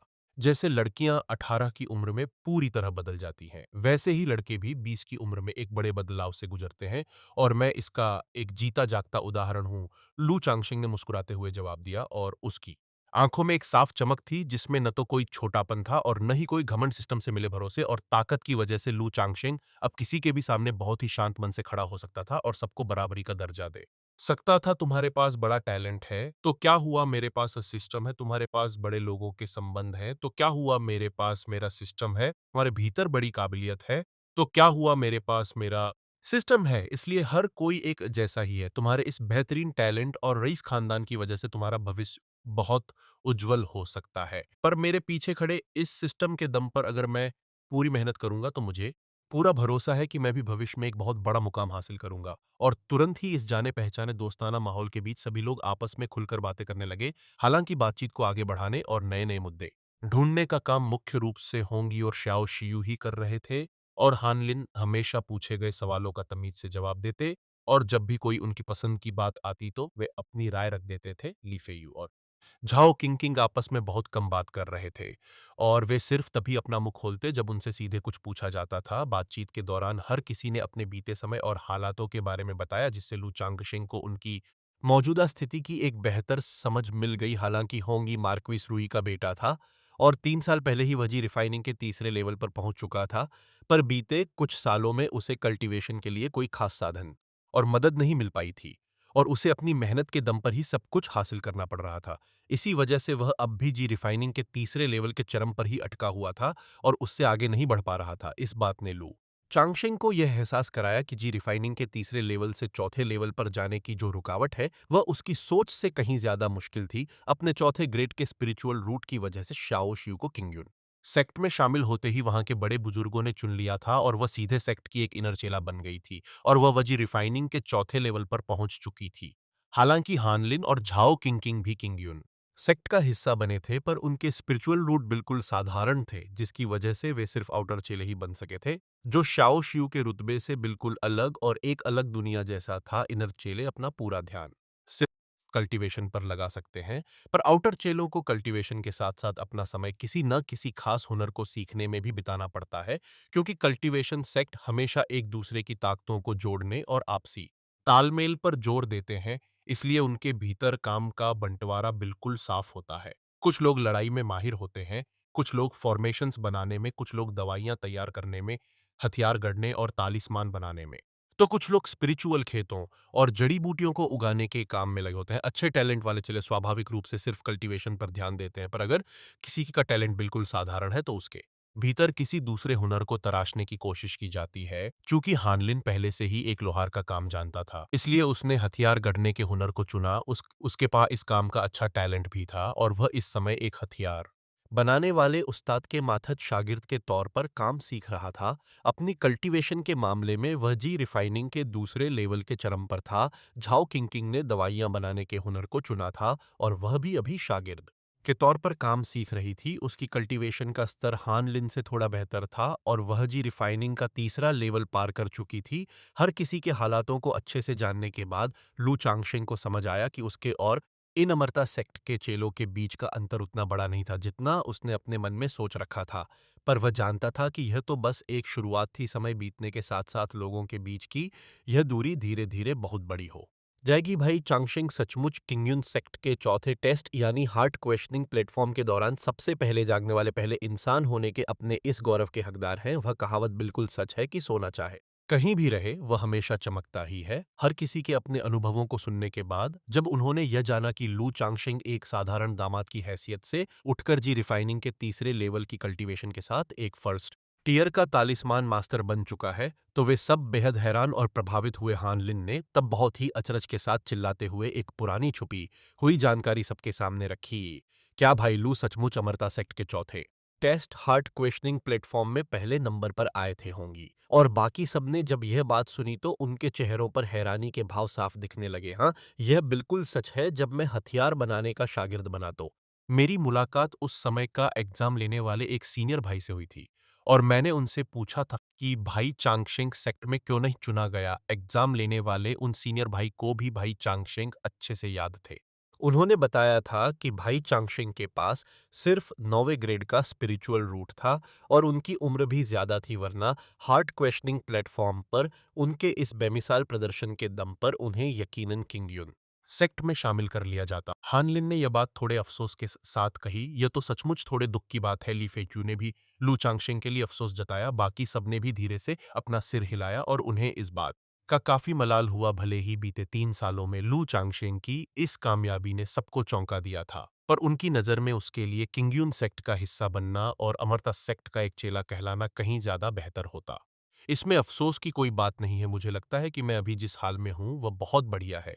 लू चांगशेंग को यह बात सुनकर कोई ख़ास दुःख या मलाल महसूस नहीं हुआ। अगर वह किंगयुन सेक्ट का हिस्सा बनता तो उसे खुद के पास साधन जमा करने में ही कई साल लग जाते, जिसके बाद ही वह शादी करने और बच्चे पैदा करने के बारे में सोच पाता। इससे उसका बहुत सारा समय बर्बाद हो जाता और शायद हालात आज जैसे बेहतर भी नहीं होते। यह बात बिल्कुल सही है। भाई लू के पास जैसा हुनर और काबिलियत है, वह दुनिया के किसी भी कोने में अपनी चमक बिखेर सकते हैं। होंग यी ने तुरंत बात को संभाला और वे सब फिर से खाने पीने और बातचीत में डूब गए। शुरुआत में शाओ शियू ही इस पूरी मुलाकात का मुख्य केंद्र बनी हुई थी, पर 3 साल पहले सबसे कमजोर हालत में दिखने वाला लू चांगशिंग अब इस महफिल में किसी मुख्य नायक की तरह चमक रहा था। और इस तरह एक पूरा दिन साथ बिताने के बाद उन 6 लोगों ने होंग ही के साथ अगले दिन रुई काउंटी के खूबसूरत नज़ारों की सैर की। आपस में 10 साल बाद फिर से मिलने का एक नया वादा किया और फिर एक दूसरे को अलविदा कहकर अपनी अपनी राह पर निकल गए। श्याओ श्यू झाओ किंग किंग और हानलिन इस मुलाकात के अलावा अपने अपने परिवारों से मिलने अपने घर भी जा रहे थे, बिल्कुल लू चांगशिंग और ली फेयू की तरह। हालांकि लू चांगशिंग को अपने घर लौटने की कोई जल्दी नहीं थी। उसने ली फेयू को पहले घर भेज दिया और कहा कि वह बाद में रेडवेल गैंग के ठिकाने पर आकर उससे मिलेगा। अपनी इस यात्रा के दौरान उसने अब पास मौजूद सभी तालिस्मान को किसी अच्छी जगह बेचने और बढ़िया क्वालिटी के तालिस्मान बनाने के लिए कुछ जरूरी सामान खरीदने का भी मन बना रखा था। उसने पहले ही होंगी से पूछ लिया था कि क्या पास में कल्टीवेटर्स का कोई ऐसा बाजार है जहां इन चीजों का सौदा किया जा सके। होंगी ने लू चांगशेंग को बताया था कि बाहरी दुनिया में आमतौर पर कल्टीवेटर्स के ऐसे कोई बड़े बाजार नहीं होते, बल्कि यहाँ सिर्फ आज़ाद कल्टीवेटर्स के कुछ ठिकाने होते हैं। आज़ाद कल्टीवेटर्स के इन ठिकानों पर अक्सर सौदेबाजी के खास आयोजन होते रहते हैं। उसने कहा कि वह इस बारे में और जानकारी पता करके अगले कुछ दिनों में उसे इसके बारे में बता देगा। अध्याय 27 न्यूतो माउंटेन कई दिनों के बाद रुई टावर में होंग यी ने लू चांगशेंग का दरवाजा खटखटाया और उससे कहा कि भाई लू, मुझे पता चला है कि रुई काउंटी से लगभग 300 मील दूर न्यूतो माउंटेन पर आज़ाद कल्टीवेटर्स का एक जमावड़ा लगा है, जहां सौदेबाजी का एक आयोजन चल रहा है जो शायद अगले 5 या 6 दिनों तक और चलेगा। अगर आप इसमें हिस्सा लेना चाहते हैं तो इस संदेश भेजने वाले तालिस्मान को ले लें और जब आप न्यूतो माउंटेन पहुंचे तो इसका इस्तेमाल करें। तब कोई अंदर से फॉर्मेशन को खोलकर आपको रास्ता दिखाएगा। यह कहते हुए उसने एक भूरे पीले रंग का तालिस्मान बाहर निकाला। लू चांगशेंग ने बदले में 3 लोग ग्रेड फर्स्ट लेवल के तालिस्मान निकाले और उन्हें होंग यी को देते हुए कहा कि भाई होंग, आपका बहुत बहुत शुक्रिया। इस जानकारी को जुटाने में यकीनन आपके काफ़ी पैसे खर्च हुए होंगे। ये तालिस्मान मैंने खुद बनाए हैं, इसलिए मेरी इस छोटी सी भेंट को स्वीकार करें। यह कम्युनिकेशन तालिस्मान एक बहुत ही बुनियादी चीज़ थी और इसकी कोई बड़ी कीमत नहीं थी, पर सामने वाले ने उसके लिए जानकारी जुटाने और इसे हासिल करने में काफ़ी मेहनत की थी और दुनियादारी के मामलों में वह कभी किसी का नुकसान नहीं होने देता था। इसके अलावा बाहरी दुनिया में होंगी का एक बड़ा रुतबा था और वह इस संबंध को आगे भी बनाए रखना चाहता था, क्योंकि शायद भविष्य में जब उसके बच्चे बाहरी दुनिया में पैर जमाएंगे तो उसे होंग यी की मदद की जरूरत पड़े। लू चांगशेंग के उन 3 तालिस्मान को देखकर होंग यी के मन में थोड़ा लालच आया, पर फिर भी उसने अपना हाथ हिलाते हुए कहा कि भाई लू, आप बहुत ज्यादा विनम्र हो रहे हैं। इसमें कोई पैसा खर्च नहीं हुआ, आपको ऐसा करने की बिल्कुल जरूरत नहीं है। लू चांगशेंग ने तालिस्मान को होंग यी के हाथ में थमाते हुए कहा कि भाई होंग, आप कुछ ज्यादा ही औपचारिकता निभा रहे हैं। अगर मैंने यह भेंट नहीं दी तो भविष्य में आपसे मदद मांगने में मुझे खुद शर्म आएगी। यह देखकर होंग यी ने और मना नहीं किया और उन तालिस्मान को रख लिया जैसे उपन्यास वेबसाइट तुक्सू ओआरजी अनकन्वेंशनल नॉवल नेटवर्क पर कहानियां होती हैं। वैसे ही उसने हाथ जोड़कर सम्मान देते हुए कहा कि भाई लू, इस रुई काउंटी में मेरी अच्छी खासी जान पहचान है। अगर भविष्य में आपको किसी भी चीज की जरूरत हो तो मुझे बस एक बार बता देना। अब जब लू चांगशेंग एक काबिल तालिस्मान मास्टर बन चुका था और इतना खुले दिल का था तो होंगी स्वाभाविक रूप से उसके साथ अच्छे रिश्ते बनाना चाहता था। लू चांगशेंग ने भी हाथ जोड़कर कहा कि ठीक है, अगर भविष्य में कोई बात हुई तो मैं बिल्कुल पीछे नहीं हटूंगा। वैसे भाई लू, अगर आप इस तरह के जमावड़े में जा रहे हैं तो आपको काफी सावधान रहना चाहिए। आजाद कल्टीवेटर्स के इन ठिकानों पर हर तरह के भले बुरे लोग आते हैं और वहां उन्हें रोकने के लिए कोई बहुत बड़ी ताकत नहीं होती, इसलिए अकेले कल्टीवेटर्स पर हमला होना बहुत आम बात है। अगर भाईलू अपने तालिस्मान बेचना चाहते हैं और उनकी गिनती बहुत ज्यादा नहीं है तो मैं खुद मार्क्विस रुई के महल की तरफ से सौदा करके उन सभी को खरीदने के लिए तैयार हूं। लू चांगशेंग को तुरंत 3 तालिस्मान निकालते देखकर होंग यी ने अंदाजा लगा लिया था कि उसके पास यकीनन काफी सारे तालिस्मान होंगे जिन्हें वह बेचने जा रहा है। बाहरी दुनिया के रईस लोग अमरता की राह और उसके तौर तरीकों के बारे में अच्छे से जानते हैं। मार्क्विस रुई का महल भी इसका एक बड़ा उदाहरण था। जहाँ सिर्फ वही अकेला कल्टीवेटर नहीं था। हालाँकि वे सब्ज़ी रिफ़ाइनिंग स्टेज के ही कल्टीवेटर थे, जो आम आज़ाद कल्टीवेटर से थोड़े ही बेहतर थे और उनके यहाँ तालिस्मान जैसी आम चीज़ों की हमेशा माँग रहती थी। पर अगर वो चाहता तो बाज़ार से भी लो लेवल के तालिस्मान खरीद सकता था। उसने लू चांगशिंग से इन्हें पैसे बचाने के लिए नहीं, बल्कि इस बहाने अपने रिश्तों को और गहरा करने के लिए खरीदने की बात कही थी। लू चांगशिंग अभी एक first tier low grade talisman master था और अगर वह भविष्य में सेकंड टियर का मास्टर न भी बन पाए, तो भी उसके first tier high grade master बनने की पूरी उम्मीद थी। एक बार जब कोई हाई ग्रेड तालिस्मान बनाने लगता है तो उसकी बात ही बदल जाती है। एक चोटी के तालिस्मान मास्टर से जुड़ने पर उसे हमेशा तालिस्मान की सप्लाई मिलती रहती, जिससे मार्क्विस रुई के महल में उसका अपना रुतबा भी बढ़ जाता। अगर भविष्य में सब ठीक रहा और लू चांगशेंग उसे बाजार से कम दाम पर ढेर सारे तालिस्मान देने को तैयार हो जाता, तो उसे बहुत बड़ा मुनाफा होता और शायद वह महल के उत्तराधिकारी का पद पाने की रेस में भी आगे निकल जाता। लू चांगशेंग मुस्कुराया और उसने भाई होंग आपकी इस चिंता के लिए शुक्रिया कहते हुए कहा कि मैं पूरी सावधानी रखूंगा। मेरे पास बहुत ज्यादा तालिस्मान नहीं है, जो थोड़े बहुत हैं वे बस खुद की हिफाजत के लिए हैं, पर अगर आपको इनकी ज़रूरत है,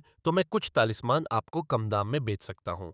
और उसने 10 फर्स्ट ग्रेड लो लेवल के तालिस्मान बाहर निकाल दिए। जब उसने लू परिवार में अपनी काबिलियत दिखाई थी, तब तक उसके पास पहले ही करीब 500 तालिस्मान जमा हो चुके थे। और बीते 6 महीनों में लू परिवार से हर महीने सामान मिलने की वजह से उसने 500 और तालिस्मान तैयार कर लिए थे। यानी इस समय उसके पास कुल मिलाकर लगभग 1000 तालिस्मान मौजूद थे, जो सचमुच एक हैरान कर देने वाली बहुत बड़ी गिनती थी। इन तालिस्मान में से आधे साधारण क्वालिटी के थे और आधे मीडियम क्वालिटी के थे। अगर इन्हें स्पिरिट स्टोन्स में बदला जाता तो यह 2 या 3000 स्पिरिट स्टोन्स के बराबर होते, पर अपनी दौलत का कभी दिखावा नहीं करना चाहिए। इसलिए वह इस बात को पूरी तरह छुपा कर रख रहा था। अगर होंगी को कुछ चाहिए थे तो वह उन्हें कम दाम में देने को तैयार था, क्योंकि लू चांगशिंग खुद जानता था कि आज़ाद कल्टीवेटर्स के ऐसे छोटे जमावड़े में 1000 तालिस्मान बेचना बिल्कुल नामुमकिन था और वह ऐसा खतरा मोल लेने की हिम्मत भी नहीं करता। मैं ऐसा नहीं कर सकता। हम इन्हें बाजार के सही दाम पर ही खरीदेंगे, होंग यी ने कहा, क्योंकि वे शुरुआत से ही छोटे फायदों के चक्कर में अपना नाम खराब नहीं करना चाहते थे। लू चांगशिंग ने अपने हाथ के तालिस्मान होंगी को देते हुए कहा कि भाई होंग, आप इन तालिस्मान को देख लें कि क्या ये आपके काम आ सकते हैं। होंगी ने उनमें से एक तालिस्मान को देखा और बहुत ही अचरज के साथ चिल्लाया कि मुझे बिल्कुल उम्मीद नहीं थी कि भाई लू रेजुवेनेशन तालिस्मान भी बना सकते हैं। ऐसा लगता है कि आप बहुत जल्द एक मिड ग्रेड तालिस्मान मास्टर बनने वाले हैं। हालांकि वह खुद तालिस्मान बनाना नहीं जानता था, पर उसे उनके दामों का अच्छे से पता था। जैसे एक लो ग्रेड फर्स्ट टियर तालिस्मान अपनी मुश्किल के हिसाब से 1 या 2 स्पिरिट स्टोन्स का मिलता है, और यह रेजुवेनेशन तालिस्मान 2 स्पिरिट स्टोन्स की कीमत वाला एक मुश्किल तालिस्मान था। लू चांगशिंग ने अपना हाथ हिलाते हुए कहा कि हाँ, मैंने बहुत मेहनत से इसके कुछ पीस तैयार किए हैं। जब वह पैसे कमाने के बारे में सोच रहा था, तो उसके पास मौजूद ज्यादातर लोग ग्रेड फर्स्ट टियर तालिस्मान काफी मुश्किल वाले ही थे। होंग यी ने थोड़े संकोच के साथ कहा कि मैं ये सारे तालिस्मान खरीदना चाहता हूँ, पर इस समय मेरे पास इतने स्पिरिट स्टोन्स नहीं है। मुझे अपने पिता के पास जाकर कुछ साधन लाने होंगे, तभी मैं भाई लू के साथ यह सौदा पूरा कर पाऊंगा। भले ही वह मार्क्विस रुई का बेटा था, पर उसके पास खुद के बहुत ज्यादा स्पिरिट स्टोन्स नहीं होते थे और कल्टीवेशन के रोज के खर्चों की वजह से वे इन्हें बचा भी नहीं पाते थे। लू चांगशिंग ने बहुत ही खुले दिल से कहा कि कोई जल्दी नहीं है भाई होंग, आप इन तालिस्मान को पहले रख लें। मेरा इरादा घोड़े पर सवार होकर न्यूतो माउंटेन के इस आयोजन में जाने का है और रास्ते में अपने घर भी जाना है। इसलिए मैं अपने इस स्पिरिट घोड़े को अभी आपके पास ही छोड़ देता हूँ, क्योंकि मुझे बाद में यहाँ वापस आना ही होगा। उसे इस बात का कोई डर नहीं था कि होंग ये इन थोड़े से तालिस्मान के लिए उसके साथ कोई धोखा करेगा, और अगर सामने वाले की नीयत खराब भी होती तो वह इन तालिस्मान को किसी इंसान की असलियत जानने की एक छोटी सी कीमत समझ लेता। होंग यी ने हाथ जोड़कर कहा कि भाई लू, आपका बहुत बहुत धन्यवाद। आप बिल्कुल चिंता न करें, मैं अपने आदमियों से कहकर आपके इस घोड़े की बहुत अच्छे से देखभाल करवाऊंगा। अगर वह बिना पैसे खर्च किए इन तालिस्मान को अपने पिता के सामने ले जाता, तो उसके पिता को इस बात पर और ज्यादा भरोसा हो जाता कि तालिस्मान मास्टर लू चांगशिंग के साथ उसके संबंध सचमुच बहुत गहरे हैं। भाई होंग आपकी इस मदद। चांगशिंग ने धीरे से अपने हाथ जोड़े और फिर एक साधारण घोड़े का इंतजाम करके वह नान्यू प्रेफेक्टूरे के न्यूतो माउंटेन की तरफ निकल पड़ा। उसके पास स्पिरिट बीस्ट को रखने वाला कोई खास बैग नहीं था और वह नहीं जानता था कि क्या वह स्पिरिट घोड़े को लेकर न्यूटन पुंटेन के भीतर जा पाएगा या नहीं। इसलिए इन सब झंझटों से बचने के लिए वह एक आम घोड़े पर सवार होकर गया, ताकि अगर वह खो भी जाए तो उसे कोई मलाल न हो। इतने लंबे समय तक स्पिरिट घोड़े की सवारी करने और एक कल्टीवेटर बनने के बाद अब एक साधारण घोड़े को संभालना उसके लिए कोई बड़ी बात नहीं थी। अगले दिन जब हवा में हल्की सी ठंडक थी, लुचांगशिंग अपने घोड़े पर सोकर रुई काउंटी से न्यूतो माउंटेन पहुंच गया। उसने सबसे पहले पहाड़ के एक किसान का घर ढूंढा और अपने घोड़े को वहीं बांध दिया। फिर वह अकेला पहाड़ पर ऊपर चढ़ा और एक सुनसान जगह पर पहुंचकर उसने अपने स्टोरेज बैग से पहले से खरीदा हुआ इंसानी खाल का एक मास्क निकाला और उसे अपने चेहरे पर लगा लिया। अचानक उसका वह सुंदर और आकर्षक चेहरा बदलकर एक सांवले और बिल्कुल आम दिखने वाले नौजवान जैसा हो गया। फिर उसने एक बहुत बड़ा काला चोगा और हुड वाला कपड़ा निकाला और उसे पहन लिया। हुड को ऊपर खींचने के बाद न केवल उसका पूरा शरीर बल्कि उसका चेहरा और बाल भी पूरी तरह छुप गए, जिससे उसके असली रूप को देखना बिल्कुल नामुमकिन हो गया। यह सब करने के बाद लू चांगशिंग पहाड़ पर और आगे बढ़ा और वह न्यूतो माउंटेन के उत्तर की तरफ एक ढलान पर पहुंच गया। गांव वालों के मुताबिक उस ढलान पर पूरे साल सफेद कोहरा छाया रहता था, पर लू चांगशिंग ने अपनी हेवनली आई तकनीक की मदद से वहां स्पिरिचुअल एनर्जी की हल्की सी हलचल देखी और वह एक नजर में समझ गया कि यह कल्टिवेटर्स का एक सुरक्षा घेरा यानी फॉर्मेशन था। कोहरे को देखते हुए लू चांगशिंग जान गया कि यही उसकी मंजिल थी। उसने होंगी का दिया हुआ वह कम्युनिकेशन तालिस्मान निकाला और अपनी स्पिरिचुअल ताकत से उसे चालू कर दिया। तुरंत ही वह तालिस्मान उसके हाथ से उड़कर उस छोटे से ढलान के कोहरे के भीतर गायब हो गया। लू चांगशिंग ने बहुत ही सब्र के साथ उतनी देर इंतजार किया जितनी देर में कोई एक कप चाय पीता है, और तभी उसने देखा कि उसके सामने का वह घना कोहरा धीरे धीरे हटने लगा और उसमें से एक बहुत ही संकरा और लंबा पहाड़ी रास्ता सामने आ गया। उस रास्ते को कुछ पल अच्छे से देखने के बाद लू चांगशिंग ने अपने कदम आगे बढ़ाए और वह उसके भीतर चला गया। लू चांगशिंग ने उस संकरे रास्ते पर कदम बढ़ाए। आगे का नज़ारा बहुत दूर तक फैला हुआ था जिसका कोई अंत नहीं दिख रहा था, पर करीब 100 मीटर चलने के बाद ऐसा लगा मानो वे किसी झील के पार आ गए हों और उनके सामने का पूरा दृश्य अचानक बदल गया। वह पहाड़ों से घिरी हुई एक बहुत ही हरी भरी और सुंदर घाटी बन चुकी थी जो तरह तरह के पेड़ पौधों और फूलों से महक रही थी। सिर्फ उसके पीछे का वह हिस्सा जहां से उसने कदम रखा था कोहरे से ढका हुआ एक संकरा रास्ता था। वह घाटी बहुत बड़ी नहीं थी और करीब 30-40 एकड़ के इलाके में फैली हुई थी, जिसके चारों तरफ पुराने ढंग के मकानों और सुंदर केबिन्स की कतारें बनी हुई थीं, जो किसी छुपे हुए स्वर्ग जैसी दिख रही थी। घाटी के बीच वाले हिस्से में बहुत से लोगों ने सलीके से अपनी छोटी-छोटी दुकानें और स्टॉल लगा रखे थे। बिल्कुल आम सड़कों पर लगने वाले बाजार की तरह जहां लोगों की लगातार आवाजाही बनी हुई थी। अपने सामने का यह नज़ारा देखकर लू चांगशिंग एक पल के लिए अपनी पुरानी यादों में खो गया और उसे अपने पिछले जीवन के ग्रामीण बाजारों और खुले हाट बाजार की याद आ गई। अगर कोई यह न जानता हो कि यह आज़ाद कल्टीवेटर्स का एक गुप्त ठिकाना है, तो वह यकीनन यही समझता कि यह बाहरी दुनिया का कोई आम बाजार है, क्योंकि यहाँ चारों तरफ अमरता की राह पर चलने वाले कल्टीवेटर्स ही भरे हुए थे। लू चांगशिंग ने घाटी के बीच वाले स्टॉल वाले हिस्से की तरफ बढ़ते हुए मन ही मन सोचा कि इस घाटी के नीचे यकीनन कोई स्पिरिचुअल वेन होनी चाहिए। हालांकि यह कोई बहुत छोटे दर्जे की स्पिरिचुअल वेन होगी, क्योंकि यहाँ की स्पिरिचुअल एनर्जी का स्तर ग्रीन बैम्बू मैनोर की तुलना में काफी कमजोर था। यहाँ आए हुए कल्टीवेटर्स ने तरह तरह के कपड़े पहन रखे थे, जिनमें कुछ विद्वान बौद्ध भिक्षु, ताओवादी संत और साहसी योद्धा शामिल थे। कुछ लोगों ने अपनी कमर पर लंबी तलवारें और बड़े खंजर बांध रखे थे। पीठ पर एक बहुत बड़ा कद्दू जैसा कमंडल लटकाया हुआ था और उनके साथ कोई न कोई स्पिरिट बीस्ट या वैसा ही जीव चल रहा था। बेशक वहां लू चांगशिंग की तरह कई ऐसे लोग भी मौजूद थे जिन्होंने अपना पूरा शरीर एक काले चोगे में छुपा रखा था। बेहद सस्ते दामों पर सबसे बढ़िया इलाज करने वाली दवाइयां और कल्टीवेशन की गोलियां ले लो। 100 साल पुराना जिनसिंग और 100 साल पुराना है शॉवू, ये सब सिर्फ एक स्पिरिट स्टोन में मिल रहा है।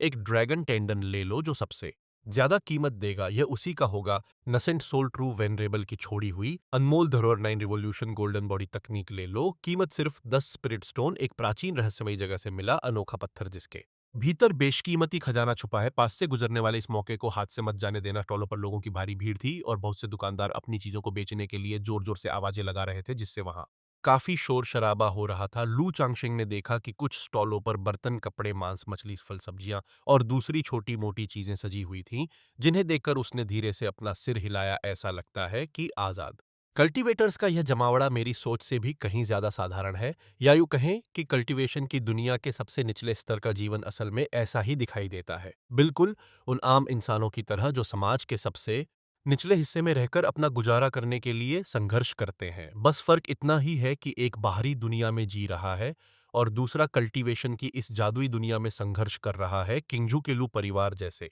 छोटे परिवार के पास भी अपनी हिफाजत के लिए एक फाउंडेशन एस्टेब्लिशमेंट वाले पूर्वज मौजूद हैं और उनकी अपनी खुद की स्पिरिचुअल वेन और एक धन्य जमीन है। कुछ देर तक चारों तरफ घूमने के बाद लू चांगशेंग को इस बाजार के तौर तरीकों की एक अच्छी समझ मिल गई थी। इन छोटे स्टॉलों पर बिकने वाला सामान बहुत ही मिला जुला था, पर उनमें से ज्यादातर चीजें बहुत सस्ती या फिर नकली थी। सिर्फ एक छोटा सा हिस्सा ही ऐसा था जिसे कल्टीवेटर सचमुच अपने काम में ला सकते थे। आसपास के मकानों की ऊपरी मंजिलों पर कुछ अच्छी दुकानें भी बनी हुई थीं, जिनके भीतर बिकने वाला सामान काफी भरोसेमंद और ऊंचे दर्जे का था। आजाद कल्टीवेटर्स के इस छोटे से ठिकाने के आकार को देखते हुए उसके लिए अपने पास मौजूद करीब 1000 तालिस्मान यहाँ बेचना बिल्कुल नामुमकिन था। अगर कोई ऐसा खतरा मोल लेने की हिम्मत करता तो उसका न्यूतो माउंटेन से सही सलामत वापस लौट पाना बहुत मुश्किल हो जाता। हालांकि उसका एक छोटा सा हिस्सा बेचने में कोई बड़ी मुसीबत नहीं होनी चाहिए थी, और तुरंत ही लू चांगशिंग ने भी वही तरीका अपनाया। उसने एक खाली जगह ढूंढी, अपने स्टोरेज बैग से तालिस्मान की एक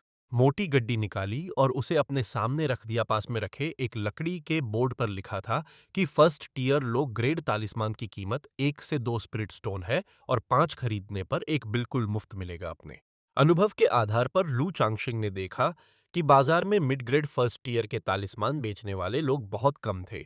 इसलिए थोड़ा सोचने के बाद उसने तय किया कि वह फर्स्ट टीयर मिड लेवल वाले तालिस्मान बाहर नहीं निकालेगा, वरना वह सबकी नजरों में आ सकता था। जहां तक कीमतों की बात है, जादुई हथियार, दवाइयां और तालिस्मान जैसी चीजें हमेशा बहुत कीमती मानी जाती हैं, और बाजार में इनके दामों में कोई बड़ा उतार चढ़ाव नहीं आता। अपनी चीजों को जल्दी बेचने के लिए लू चांगशिंग ने 5 के साथ एक मुफ्त ने है बढ़िया ऑफर रखा था। कुछ ही देर में एक कल्टीवेटर तालिस्मान को परखने के लिए आगे आया और उसने पूछा कि साथी, क्या इस 5 के साथ एक मुफ्त वाले ऑफर में मैं अपनी पसंद का कोई भी तालिस्मान चुन सकता हूँ? लू चांगशिंग ने अपने काले चोगे के भीतर से बहुत ही धीमी और भारी आवाज में जवाब दिया कि अगर आप 2 स्पिरिट स्टोन की कीमत वाले 5 तालिस्मान खरीदते हैं तो आप कोई भी चुन सकते हैं, वरना आपको सिर्फ एक स्पिरिट स्टोन वाले हिस्से में से ही चुनना होगा। कल्टीवेटर ने कहा कि ठीक है, और उसने तुरंत 2 स्पिरिट स्टोन की कीमत वाले 6 तालिस्मान चुने और लू चोंगशेंग के हाथ में 10 स्पिरिट स्टोन थमा दिए। इस पहली बिक्री के बाद धीरे धीरे और भी लोग उसके पास तालिस्मान खरीदने आने लगे। कल्टीवेटर्स के बीच तालिस्मान की हमेशा अच्छी मांग रहती है और लगभग हर कोई अपनी खुद की हिफाजत के लिए अपने पास कुछ तालिस्मान जरूर रखता है। लू चांगशिंग के इस बढ़िया ऑफर और उसके तालिस्मान की नक्काशी को देखकर कोई भी अनजान इंसान आसानी से समझ सकता था कि ये बहुत ही उम्दा क्वालिटी के बने हैं। सिर्फ 1 घंटे से थोड़े ज्यादा समय में लू चांगशिंग के निकाले हुए करीब 100 तालिस्मान पूरी तरह बिक गए, जिससे उसे कुल मिलाकर 133 स्पिरिट स्टोन की कमाई हुई। अपनी इस पहली बड़ी कमाई से लू चांगशिंग बहुत ज्यादा संतुष्ट और खुश हुआ, क्योंकि इन 100 तालिस्मान को बनाने की उसकी खुद की लागत सिर्फ 22 स्पिरिट स्टोन के आसपास थी, पर अब उसने इन्हें अपनी लागत से 6 गुना ज्यादा कीमत पर बेचा था। अगर वह फर्स्ट टीयर मिड ग्रेड वाले तालिस्मान बेचता तो उसका यह मुनाफा दोगुना हो सकता था, क्योंकि एक मिड ग्रेड तालिस्मान की कीमत 3 से 5 स्पिरिट स्टोन होते हैं। आखिर आम सामान के साथ भी लू चांगशेंग के एक मिड ग्रेड फर्स्ट टीयर तालिस्मान को बिल्कुल बनाने की कामयाबी का रेट पूरे 100% था, और यही वजह थी कि लू परिवार को छोड़ने के बाद भी इस दुनिया में अपने दम पर खड़े रहने का लू चांगशेंग का हौसला बहुत मजबूत था। सारे तालिस्मान बिक जाने के बाद लू चांगशेंग ने बेचने के लिए और कोई तालिस्मान बाहर नहीं निकाला, क्योंकि बाकी लोग ज्यादा से ज्यादा 10 या 20 तालिस्मान ही बेच रहे थे और उसका करीब 100 तालिस्मान बेच देना ही पहले से काफी ज्यादा था। अगर वह और ज्यादा बेचता तो इस बात की पूरी उम्मीद थी कि वह दूसरों की नजरों में आ जाता, इसलिए सावधानी बरतना ही सबसे बेहतर था। और तुरंत ही लू चांगशेंग उन स्पिरिट स्टोन को लेकर बाजार में खरीदारी के लिए निकल पड़ा। एक दुकान में लू चांगशेंग को हाई ग्रेड तालिस्मान बनाने वाला पेपर और हाई ग्रेड स्पिरिट इंक बिकती हुई दिखाई दी। हालांकि उनकी क्वालिटी बहुत ही सामान्य थी और कुछ तो बिल्कुल खराब दर्जे की थी। तालिस्मान बनाने के सामान को साधारण, एडवांस और सुपीरियर ग्रेड में बांटा जाता है, पर उनके कच्चे माल और बनाने के तरीके के आधार पर उनकी क्वालिटी में काफी अंतर होता है। वह दुकान कोई बहुत अच्छी नहीं थी, पर उसके पास ज्यादा विकल्प नहीं थे, इसलिए कीमतों के बारे में पूछा। 10 तालिस्मान पेपर के एक बंडल की कीमत 5 स्पिरिट स्टोन थी और स्पिरिट इंक के एक बॉक्स की कीमत भी 5 स्पिरिट स्टोन थी, जो आम पेपर में इस्तेमाल होने वाली इंक से 5 गुना ज्यादा थी। यह बाजार का एक बिल्कुल सामान्य दाम था। अगर कोई मिड ग्रेड फर्स्ट टीयर तालिस्मान बनाने के लिए इतने महंगे सामान को खरीदता तो उसे कोई मुनाफा नहीं होता, पर लू चांगशिंग के लिए जो फर्स्ट टीयर हाई ग्रेड तालिस्मान बनाने की काबिलियत रखता था, यह सौदा हर हाल में बहुत बड़ा मुनाफा देने वाला था। थोड़ी सौदेबाजी करने के बाद लू चांगशिंग ने 66 स्पिरिट स्टोन खर्च करके उस दुकान में मौजूद हाई ग्रेड पेपर के सभी 12 बंडल और स्पिरिट इंक के तीनों बॉक्स खरीद लिए। उसने आसपास फिर से नजर दौड़ाई पर उसे कहीं भी टॉप ग्रेड का पेपर या टॉप ग्रेड की इंक बिकती हुई नहीं दिखी, जो बिल्कुल स्वाभाविक बात थी क्योंकि टॉप ग्रेड तालिस्मान बनाने का सामान आजाद कल्टीवेटर्स के इस छोटे से जमावड़े के हिसाब से बहुत ऊंचे दर्जे का था। बाजार में घूमते हुए लू चांगशेंग को एक स्टॉल दिखा जहां कल्टीवेशन तकनीकों की किताबें बिक रही थी। उसे कल्टीवेशन के पुराने किस्से, यात्रा वृत्तांत और डायरियां बहुत दिलचस्प लगी और उसने एक स्पिरिट स्टोन खर्च करके वैसी 10 किताबें खरीद ली। फिर उसने देखा कि वहां 5 एलिमेंट्स से जुड़ा स्पिरिचुअल सामान भी बिक रहा था। कई स्टॉलों और दुकानों पर जाने के बाद लू चांगशेंग ने अपनी इमोर्टल फॉर्म तकनीक को निखारने के लिए जरूरी 5 एलिमेंट्स का सारा सामान खरीद लिया। यह सारा सामान मिड ग्रेड फर्स्ट टीयर का था, जो न तो बहुत महंगा था और न ही बहुत सस्ता। और इस सब में उसके कुल 59 स्पिरिट स्टोन खर्च हुए, अपनी कमाई के लगभग सारे स्पिरिट स्टोन खर्च करने के बाद भी। लू चांगशेंग वहां से गया नहीं। वह बाजार में चक्कर लगाता रहा ताकि उसे कोई अच्छी तालिस्मान बनाने वाली ब्रश मिल जाए। इस समय वह जिस ब्रश का इस्तेमाल कर रहा था वह लू परिवार की तरफ से मिली गोल्डन टिवालीदी ब्रश थी, जो साधारण ब्रशों में सबसे उत्तम क्वालिटी की थी। पर वह अभी तक किसी एडवांस ब्रश के स्तर तक नहीं पहुंची थी। हालांकि उसकी मदद से फास्ट टीयर हाई ग्रेड तालिस्मान बनाए जा सकते थे, पर फिर भी उसमें एक बारीक कमी रह जाती थी। चारों तरफ देखने के बाद भी जब उसे अपनी पसंद की कोई ब्रश नहीं मिली, तो लू चांगशेंग के पास वहां से हटने के अलावा कोई रास्ता नहीं था। उसने सोचा कि उसे अभी रेडवेल गैंग में ली फेयू से मिलने जाना है और अपने परिवार की देखभाल के लिए रेडवेल गैंग की मदद लेनी है, तो उसे खाली हाथ नहीं जाना चाहिए और अपने साथ कुछ न कुछ जरूर ले जाना चाहिए। सुलुचुफ्टिंग ने एक स्टॉल से बाहरी दुनिया की दवाइयों की कुछ बोतलें खरीदी। बाहरी दुनिया की ये दवाइयां बहुत सस्ती थी, जिन्हें दवाइयां बनाने वाले शागिर्द तैयार करते थे, जिनकी कीमत बुनियादी तालिस्मान जैसी ही थी। यानी एक स्पिरिट स्टोन में 2 बोतलें। लू चांगशेंग ने 2 स्पिरिट स्टोन खर्च करके 5 बोतलें खरीदी और यह सोचकर कि इतना काफी होगा, उसने बाजार में घूमना बंद कर दिया। वह उसी संकरे रास्ते पर वापस आया जहां से उसने कदम रखा था और घाटी को छोड़कर सीधे बाहर निकल गया। घाटी से बाहर आने के बाद लू चांगशेंग ने अच्छे से देख लिया कि आसपास कोई मौजूद न हो और फिर उसने अपने हाथ की सारी चीजें अपने स्टोरेज बैग के भीतर रख दी। फिर अपने बेहद सावधान स्वभाव की वजह से उसने स्टोरेज बैग से तेजी से भागने में मदद करने वाला एक लाइटनेस तालिस्मान निकाला और उसे खुद पर इस्तेमाल कर लिया। पैरों के हल्के से इशारे के साथ वह एक चिड़िया की तरह बहुत ही फुर्ती से पहाड़ से नीचे उतरने लगा। हालांकि लू चांगशेंग के वहां से निकलते ही कुछ ही पलों के बाद घाटी से 3 साए बाहर निकल कर आए। उनमें से एक ने लालच और चालाकी से भरे चेहरे के साथ लू चांगशेंग के जाने की दिशा में देखते हुए कहा कि इस लड़के के तालिस्मान बहुत ही उम्दा क्वालिटी के हैं, जो यकीनन किसी ऊंचे दर्जे के मास्टर ने बनाए हैं। पर इस लड़के की खुद की कल्टीवेशन सिर्फ जी रिफाइनिंग के तीसरे लेवल की है और वह ऐसी जगह पर सौदा करने में इतना ज्यादा डर रहा था। इससे साफ है कि वह कोई किस्मत वाला आजाद कल्टीवेटर है जिसके हाथ कोई बढ़िया खजाना लग गया है। और वे तीनों अपनी विंड राइडिंग तकनीक का इस्तेमाल करके बहुत ही तेज रफ्तार के साथ उसका पीछा करने के लिए आगे बढ़ गए। अध्याय 29। पहली लड़ाई। तालिस्मान ट्रेजर की ताकत। लाइटनेस तालिस्मान की जादुई ताकत से लू चंगशेंग हवा की तरह तेज रफ्तार में आगे बढ़ रहा था। जब वह पहाड़ के आधे रास्ते पर पहुंचा तो उसे अचानक अपने पीछे से कुछ कदमों की आहट सुनाई दी। उसने जैसे ही मुड़कर पीछे देखा तो तिनकों वाली गोल टोपी पहने 3 साए हवा की रफ्तार से पहाड़ से नीचे उसकी तरफ बढ़ते हुए दिखाई दिए। यह देखकर लू चांगशेंग का दिल जोर से धड़का और उसका चेहरा एकदम गंभीर हो गया कि क्या कोई मेरा पीछा कर रहा है, वरना ऐसा इत्तेफाक कैसे हो सकता है। जब वह अकेला पहाड़ पर चढ़ रहा था तब उसे दूर दूर तक कोई इंसान नहीं दिखा था और अब जैसे ही वह नीचे उतरने लगा तुरंत 3 लोग इतनी जल्दबाजी में उसके पीछे लग गए। इसके अलावा उन तीनों ने अपने चेहरों को छुपाने के लिए तिनकों वाली टोपियां पहन रखी थी। पर लुचांगशेंग को धुंधला सा याद आया कि पीले रंग का चोगा पहने और मजबूत कदकाठी वाला वह एक शख्स वही था जिसने बाजार में उससे तालिस्मान खरीदे थे। इस समय लू चांगशेंग को पूरा यकीन हो चुका था कि ये तीनों सिर्फ उसी के लिए आ रहे हैं। उसने गुस्से में सोचा कि मैं इतनी सावधानी से बहुत कम तालिस्मान बेचकर आ रहा हूं, फिर भी इन लुटेरों की नज़र मुझ पर पड़ गई। लू चांगशेंग के चेहरे पर गुस्सा साफ झलक रहा था। उसने बिना समय गंवाए तुरंत अपने स्टोरेज बैग से एक मीडियम ग्रेड फर्स्ट लेवल का विंड ट्रेवल तालिस्मान निकाला और अपनी स्पिरिचुअल ताकत से उसे चालू कर दिया।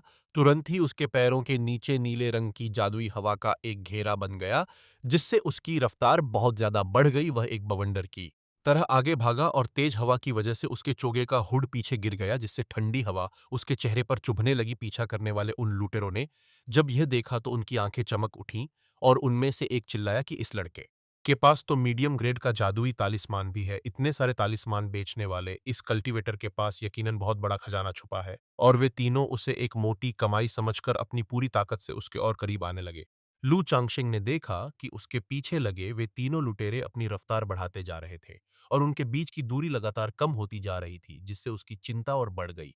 अब साफ था कि वे तीनों उसकी जान लेने और उसका सब कुछ लूटने के इरादे से आए थे और उसके दो-दो तालिस्मान इस्तेमाल करने के बाद भी वे उसका पीछा नहीं छोड़ रहे थे। इससे यह साफ था कि उन तीनों की कल्टीवेशन का स्तर उसकी खुद की कल्टीवेशन से कहीं ज़्यादा ऊँचा था, जो कम से कम जी रिफाइनिंग का छठा या सातवां लेवल रहा होगा। लू चांगशिंग समझ गया कि इस तरह भागने से कोई फ़ायदा नहीं होगा और उसकी ताकत फालतू में ख़त्म हो जाएगी।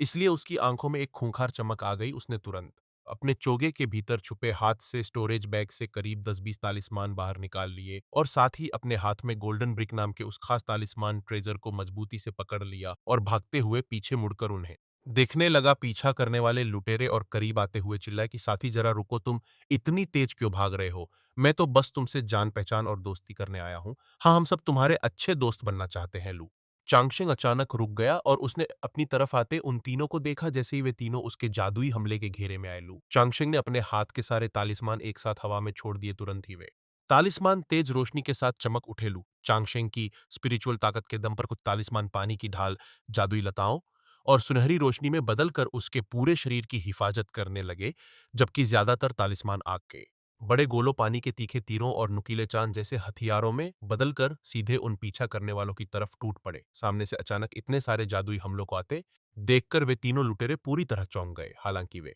सब्जी रिफाइनिंग के छठे और सातवें लेवल के मंजे हुए खिलाड़ी थे, पर एक साथ इतने सारे तालिस्मान का सामना करना इनके लिए भी आसान नहीं था। उनमें से एक छोटे कद के दुबले कल्टीवेटर ने तुरंत अपने पास से कुछ तालिस्मान निकाले और हाथ से इशारा करते हुए अर्थवॉल तकनीक का इस्तेमाल किया, जिससे जमीन से मोटी मिट्टी की दीवारें ऊपर उठ गई ताकि वे उन हमलों को रोक सके। पर लू चांगशिंग के छोड़े गए उन ढेर सारे तालिस्मान के भारी हमले के सामने वह मिट्टी की मजबूत दीवार कुछ ही पलों में टूटकर बिखर गई। मिट्टी की दीवार के ढहते ही उनमें से एक लंबे कल्टीवेटर ने तेजी से एक काली ढाल हवा में उछाल दी। वह ढाल हवा में घूमते हुए बहुत बड़ी हो गई और उसमें से एक अजीब सी काली रोशनी निकलने लगी, जिसने उन तीखे जादुई हमलों को अपने ऊपर रोक लिया। इसी बीच पीले चोगे वाले उस मजबूत कल्टीवेटर ने हवा में कुछ इंच लंबा एक छोटा खंजर उछाला। वह जादुई खंजर एक सफेद बिजली की तरह सीधे लू चांगशिंग के माथे की तरफ बढ़ा, पर उसी पल उन तीनों को लू चांगशिंग की तरफ से एक बहुत ही भयानक और डरा देने वाली जादुई ताकत का एहसास हुआ। लू चांगशिंग का काला चोगा बिना हवा के ही हवा में उसके हाथों से एक बहुत ही तेज सुनहरी रोशनी फूट पड़ी। उसके हाथ से सोने की एक चौकोर ईंट जैसी चीज हवा में ऊपर उठी और देखते ही देखते वह आसमान में बहुत बड़ी होने लगी। सामने से आ रहे उस छोटे खंजर की रफ्तार उस भारी ताकत के सामने एकदम धीमी पड़ गई और उस सुनहरी चीज से निकलने वाला रौब पूरे माहौल में फैल गया। यह देखकर उस दुबले कल्टीवेटर की आंखें लालच से चमक उठीं कि इस लड़के के पास सिर्फ तालिस्मान ही नहीं, बल्कि इतना बड़ा जादुई खजाना भी है। आज तो हमारी लॉटरी लग गई। पर खंजर चलाने वाले उस पीले चोगे के मजबूत कल्टीवेटर ने जब आसमान में घर के आकार की तरह बड़ी होती उस सोने की ईंट को देखा, तो डर के मारे उसकी आंखें फटी की फटी रह गईं कि यह एक तालिस्मान ट्रेजर है। उसकी भारी आवाज में मौत का खौफ साफ महसूस हो रहा था। यह सुनकर बाकी दोनों साथी भी पूरी तरह कांप उठे। आसमान में एक छोटे पहाड़ की तरह विशाल हो चुकी उस सोने की ईंट से इतनी भयंकर जादुई ताकत और दबाव निकल रहा था, जिसने उन तीनों लुटेरों के शरीरों को भारी कर दिया। उनकी जादुई ताकत काम करना बंद कर गई और वे अपनी जगह से हिल भी नहीं पा रहे थे। अपनी मौत को बिल्कुल सामने देखकर वे तीनों डर के मारे जोर जोर से चिल्लाने लगे और रहम की भीख मांगने लगे कि भाई जरा रुकिए, आपस में बात करके मामला सुलझा लेते हैं। भाई मुझे माफ कर दीजिए, मुझसे बहुत बड़ी भूल हो गई। मैं अंधा था जो आपके सामने आया। मालिक, मेरी घर पर 80 साल की बूढ़ी माँ है और 3 साल का छोटा बच्चा है। अपनी इस जादुई ताकत को रोक लीजिए और हमें जाने दीजिए। इस समय उन्हें लग रहा था कि यह सब उनकी सोच से परे और बिल्कुल नामुमकिन बात है। जी, रिफाइनिंग के तीसरे लेवल का एक मामूली कल्टीवेटर जो इस छोटे से बाजार में सौदा करने आया था, उसके पास इतना शक्तिशाली जादुई खजाना कैसे हो सकता है? अगर तुम्हारे पास ऐसा अचूक हथियार था तो तुम इतनी दूर से भाग क्यों रहे थे? अगर तुम यह खजाना हमें पहले ही दिखा देते तो हमारे भीतर तुम्हारा पीछा करने की हिम्मत ही नहीं होती। हम तो तुरंत पैर छूकर उल्टे पैर वापस लौट जाते भला। हमारे जैसे आम कल्टीवेटर्स को मारने के लिए कोई इतने बड़े खजाने का इस्तेमाल करता है। क्या हम इस लायक भी हैं? पर इस समय उनकी कोई भी बात सुनने वाला वहां कोई नहीं था और उस सोने की ईंट के भारी दबाव ने उनकी आवाज़ों को हमेशा के लिए दबा दिया, वह छोटे पहाड़ जैसी सोने की ईंट पूरी ताकत के साथ उन तीनों के ऊपर आकर गिर गई और एक बहुत ही जोरदार धमाके के साथ पूरा न्यूतो माउंटेन दहल उठा। अध्याय 30 कमाई का हिसाब-किताब। जैसे ही वह सोने की ईंट नीचे गिरी, लू चांगशेंग का दिल जोर से धड़का और उसने सोचा कि क्या वे सब मर गए। वह अपने सामने एक छोटे पहाड़ की तरह टिकी, उस सोने की ईंट और उन तीनों लुटेरों की तरफ लगातार देखता रहा। वे तीनों इतनी बुरी तरह कुचले गए कि उन्हें चीखने तक का मौका नहीं मिला। उनके कई सुरक्षा कवच और वे काली ढाल वाला जादुई हथियार उस सोने की ईंट के गिरते ही इस तरह गायब हो गए, मानो उनका कोई वजूद ही न रहा हो। कुछ पलों की इस हैरान कर देने वाली खामोशी के बाद, जब लू चांगशेंग को यकीन हो गया कि मौत तय हो चुकी है, तो उसने राहत की सांस ली और गहरी सांसें लेते हुए उसके मन के भाव थोड़े शांत हुए। हालांकि तालिस्मान ट्रेजर का इस्तेमाल करने में बहुत ज्यादा स्पिरिचुअल ताकत खर्च नहीं होती, पर इसमें दिमागी ऊर्जा बहुत ज्यादा लगती है और एक साथ करीब 20 तालिस्मान का इस्तेमाल करने की वजह से वह काफी थक गया था। इसका मुख्य कारण उस सोने की ईंट वाले तालिस्मान ट्रेजर को चालू करना था, जिसने उसकी ज्यादातर स्पिरिचुअल ताकत को पूरी तरह सोख लिया था। लू चांगशिंग ने अपने दिमाग में एक इशारा किया और उस जादुई खजाने को वापस समेट लिया, आसमान छूती। उस सोने की ईंट की चमक अचानक गायब हो गई, वह अपने असली रूप में आई और एक तालिस्मान में बदलकर सीधे लू चांगशिंग के हाथ में वापस आ गई। जहां वह सोने की ईंट गिरी थी, वहां जमीन पर कई मीटर चौड़ा और कई मीटर गहरा एक बहुत बड़ा गड्ढा बन चुका था। वे तीनों कल्टीवेटर्स पल भर में खून से सने मिट्टी के लोंदे की तरह ढेर हो चुके थे। जहां तक उस काली ढाल वाले जादुई हथियार की बात है, वह उस सोने की ईंट के भारी वार से पूरी तरह टूटकर लोहे का एक टेढ़ा-मेढ़ा टुकड़ा बन चुका था। क्या यह एक तालिस्मान ट्रेजर की असली ताकत है? यह तो सचमुच बहुत डरावनी है। मैं तो अभी सिर्फ जी रिफाइनिंग के तीसरे लेवल पर हूँ और इसकी ताकत का सिर्फ एक छोटा-सा हिस्सा ही जगा पाया हूँ। अगर कोई जी रिफाइनिंग के आखिरी दौर में या तो फिर फाउंडेशन एस्टेब्लिशमेंट स्टेज पर होकर इसकी पूरी ताकत को जगाए, तो नज़ारा कितना ज़्यादा हैरान करने वाला होगा। लू चांगशेंग उस बड़े गड्ढे में खून से सने मिट्टी के ढेर बन चुके उन तीन सायों को देखता रहा। उसने अपने सूखे होठों पर जबान फेरी और उसका दिल इस भयंकर मंजर को देखकर पूरी तरह दहल उठा। यह पहली बार था जब उसने किसी तालिस्मान ट्रेजर का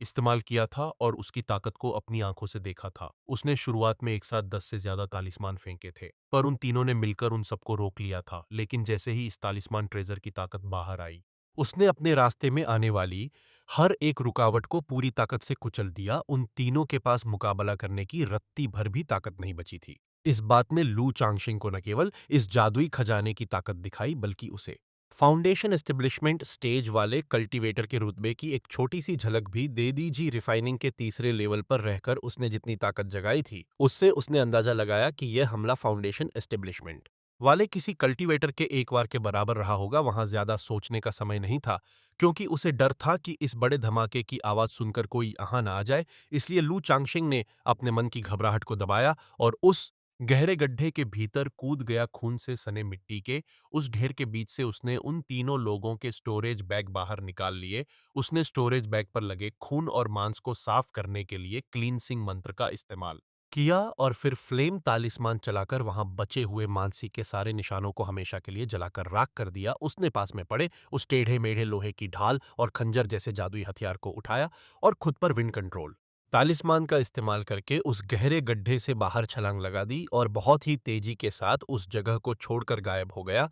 1 घंटे के बाद अपने असली रूप में वापस आ चुके लू चांगशिंग ने अपने घोड़े को दौड़ाया और वह न्यूतो माउंटेन से करीब 100 मील दूर निकल आया। जब उसे पूरा यकीन हो गया कि कोई भी उसका पीछा नहीं कर रहा है, तभी वह आराम करने के लिए रुका और अपनी स्पिरिचुअल ताकत को वापस पाने की तैयारी करने लगा। उसने एक लंबी सांस ली और सोचा कि यह तो अच्छा हुआ कि मैंने पैसे बचाने के चक्कर में कोई कसर नहीं छोड़ी और तालिस्मान के बाद सीधे उस जादुई खजाने का इस्तेमाल कर दिया, वरना सिर्फ साधारण या मीडियम ग्रेड के तालिस्मान के दम पर इन तीनों लोगों को मार पाना बिल्कुल नामुमकिन था। कल्टीवेशन की यह दुनिया सचमुच बहुत ज्यादा खतरनाक है। मैं इतनी सावधानी बरत रहा था, फिर भी इन लुटेरों की नजर मुझ पर पड़ ही गई। ऐसा लगता है कि मुझे अब से और ज्यादा चौकन्ना रहना होगा। लू चांगशेंग को आराम करने के लिए गया। पुरानी घटना को याद करके वह अब भी थोड़ा डरा हुआ था और उसने एक लंबी राहत की सांस छोड़ी। इतनी सावधानी बरतने के बाद भी लुटेरों का उसके पीछे लग जाना उसे कल्टीवेशन की दुनिया के खतरों का और ज्यादा एहसास करा रहा था। उसे महसूस हुआ कि कल्टीवेशन की यह दुनिया असल में जंगल राज के नियम पर चलती है,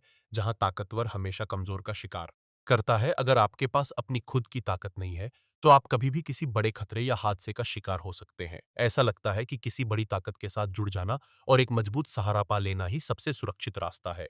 भले ही मैं इस समय लू परिवार के एहसान के नीचे जी रहा हूँ, पर कम से कम वहाँ मेरी सुरक्षा की एक तय गारंटी तो रहती ही है। लू चांगशेंग ने मन ही मन ये बात मानी और उसे एक बड़े कल्टीवेशन परिवार के साथ होने के फायदों का अंदाजा हुआ। किसी परिवार या सेक्ट के भीतर रहकर भले ही आपको उनके लिए काम करना पड़ता है, पर शुरुआती समय में आपके सामने आने वाले हर तूफान और संकट को रोकने के लिए आपसे बड़े लोग हमेशा आगे खड़े रहते हैं। थोड़ी देर तक ध्यान लगाने के बाद लू चांगशेंग ने अपना सिर हिलाया, क्योंकि बाहरी दुनिया में स्पिरिचुअल एनर्जी का स्तर बहुत ही कम था।